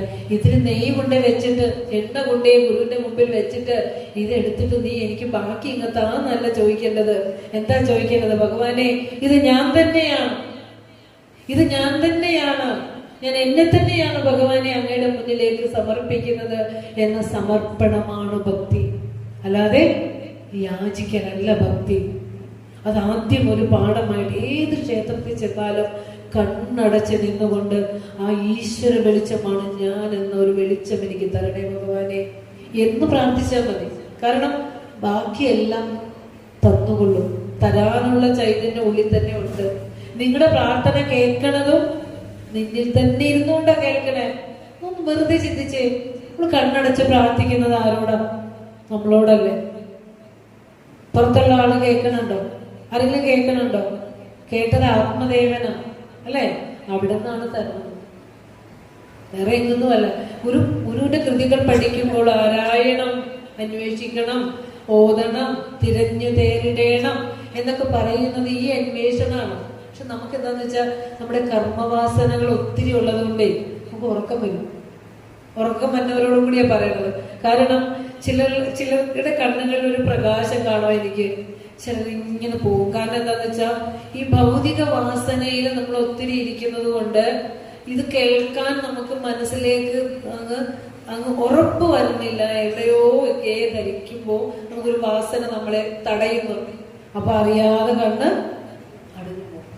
കാരണം ഇത് കർണപുടങ്ങളിലൂടെ ഒന്ന് കടത്തി വിട്ടാലുണ്ടല്ലോ, കടത്തി വിട്ടാൽ തന്നെ ഈ കേട്ടതിന്റെ ബാക്കി കേൾക്കാനായിരിക്കും അടുത്തൊരു ശരീരത്തിൽ നിങ്ങൾ വരിക. അതാണ് ആദ്യം അറിയേണ്ടത്. അതാണ് പ്രാർത്ഥനയ്ക്കും സത്സംഗത്തിനൊക്കെയുള്ള പ്രാധാന്യം. ഇപ്പൊ ഇവര് പറഞ്ഞല്ലോ, ആദ്യമായിട്ടാണ് പാവങ്ങള് എത്രയോ കഷ്ടപ്പെട്ട്, എത്രയോ ദിവസത്തെ പരിശ്രമം, എത്രയോ ആളുകളുടെ പരിശ്രമം ഇതിന്റെ പിന്നിലുണ്ട്. ഇങ്ങനെ ഒരു ദർശനോത്സവം നടത്തുമ്പോൾ അതിന്റെ ആ ഗരിമ നമ്മളിലേക്ക് വന്നു ചേരാൻ വേണ്ടിയല്ലേ, അല്ലേ? അപ്പോ അത് നിങ്ങൾ 100% ഇവർക്ക് പ്രോത്സാഹനമേകണം. എന്നാൽ മാത്രമേ അടുത്ത വർഷം ഇതിലേറെ ഭംഗിയായി ഒരു ദിവസം കൂടി കൂട്ടിക്കൊണ്ട് നാടിന്റെ ഉത്സവമാക്കിക്കൊണ്ട് ഗുരുവിന്റെ ദർശനം ഈ ലോകം, ഈ നാട് മുഴുവൻ മുഖരിതമാക്കുമാറ് നമുക്ക് മുഴങ്ങണം. അങ്ങനെയുള്ള ഒരു വലിയ സങ്കേതമാക്കി ഇത് മാറ്റിയെടുക്കണമെങ്കിൽ ചൈതന്യം ഇവിടെ വരണം, അല്ലെ? അതിന് നിങ്ങളുടെ സഹകരണം വേണം.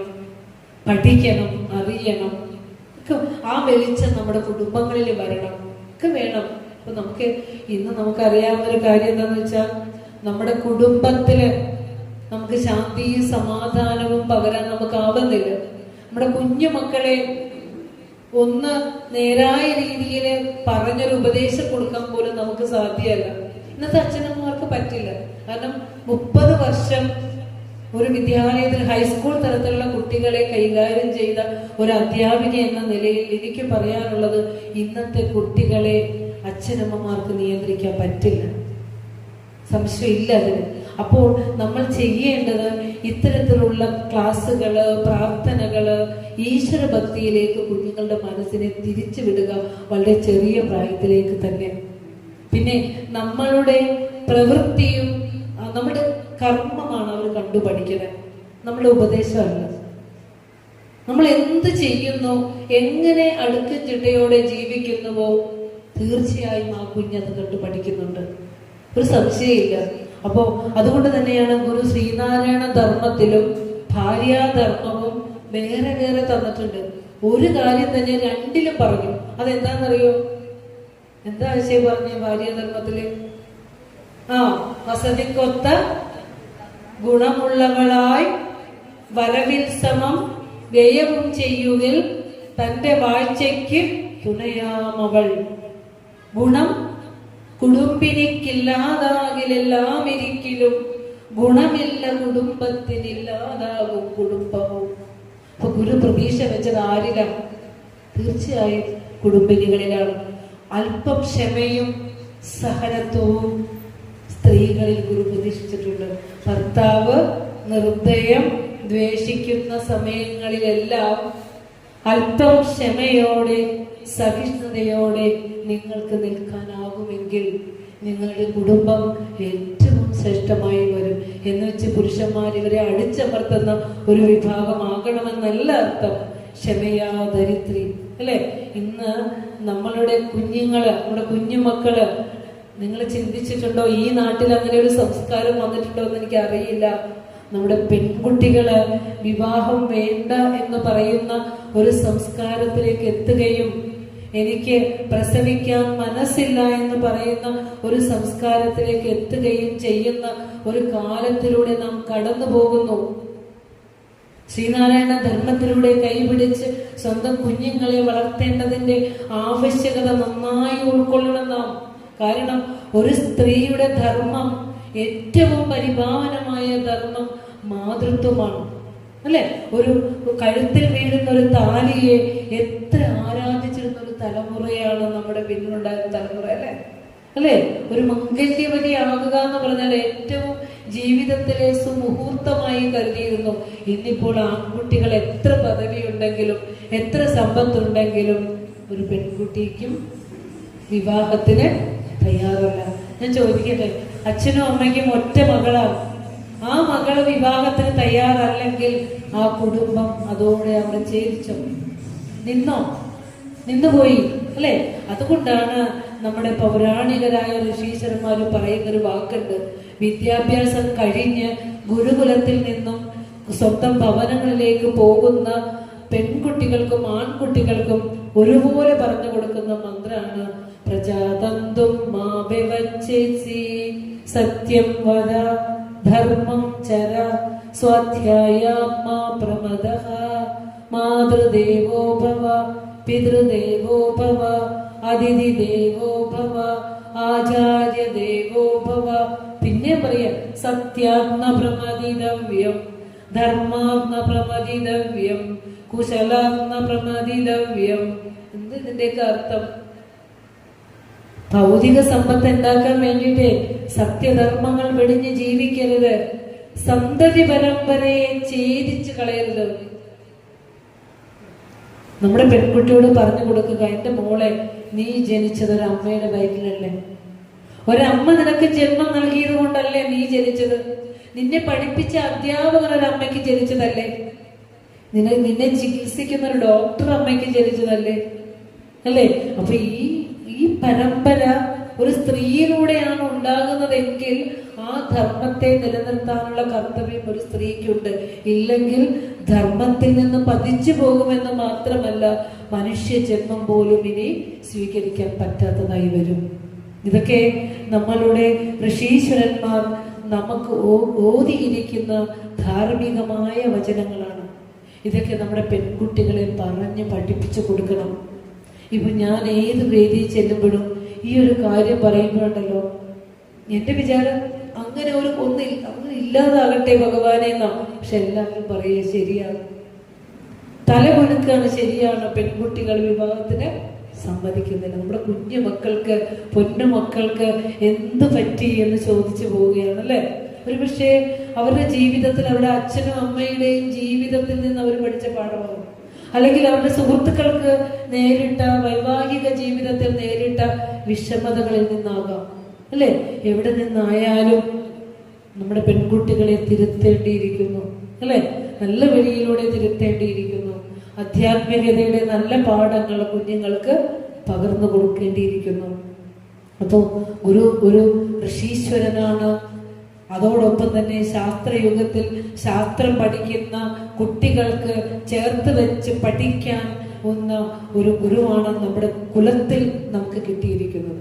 അപ്പൊ അതുകൊണ്ട് എന്താ ഈ ഗുരു ഇങ്ങനെ പറഞ്ഞതെന്ന് ചോദിച്ചാൽ, ആ ഗുരു പറഞ്ഞതിൽ എന്തോ കാമ്പുണ്ട് മോനെ, നീ അന്വേഷിക്കൂ എന്നൊന്ന് പറഞ്ഞ് തിരിച്ചു വിട്ടാൽ അവൻ എത്തിച്ചേരുന്ന, അവൻ പഠിക്കുന്ന ശാസ്ത്രവും ഗുരു പറഞ്ഞ ആധ്യാത്മികതയും ഒന്നു തന്നെയെന്ന് അവന് മനസ്സിലാവും.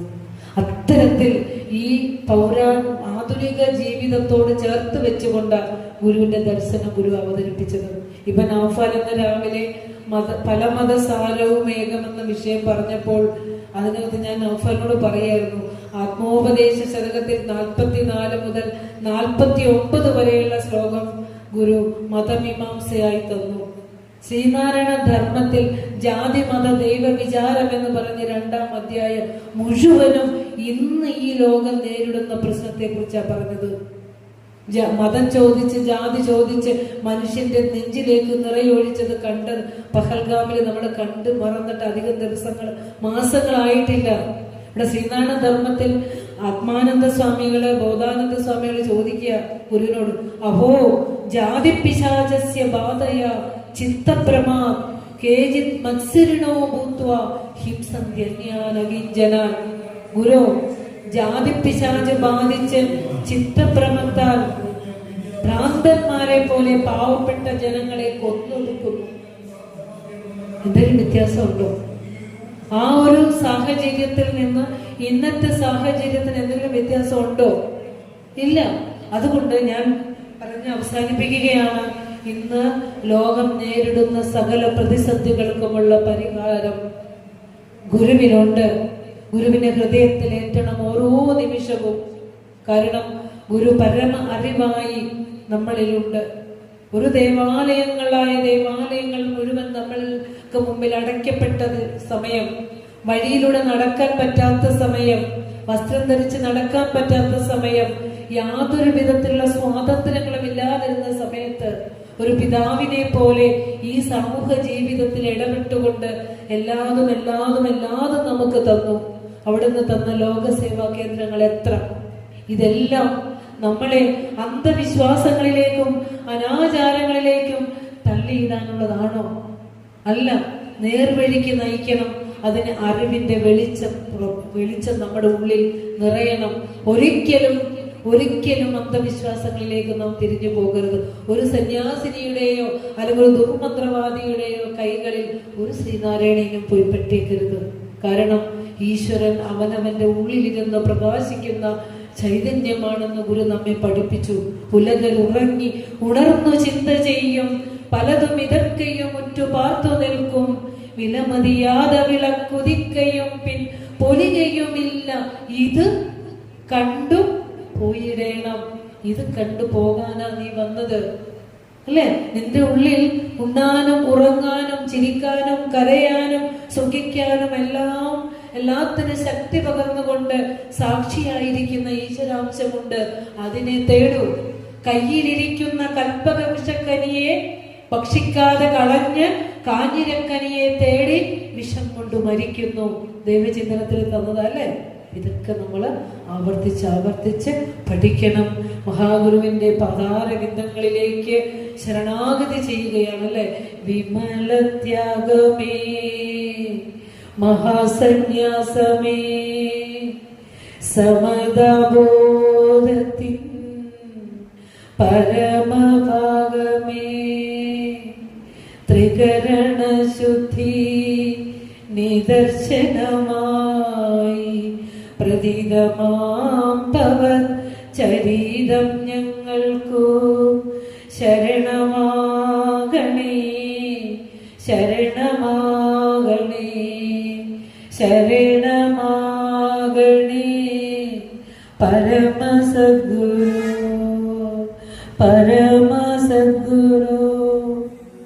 ഈ വാക്കുകൾ അത്രയും ഗുരുവിന്റെ പാതാരബിന്ദങ്ങളിൽ സമർപ്പിക്കുന്നു.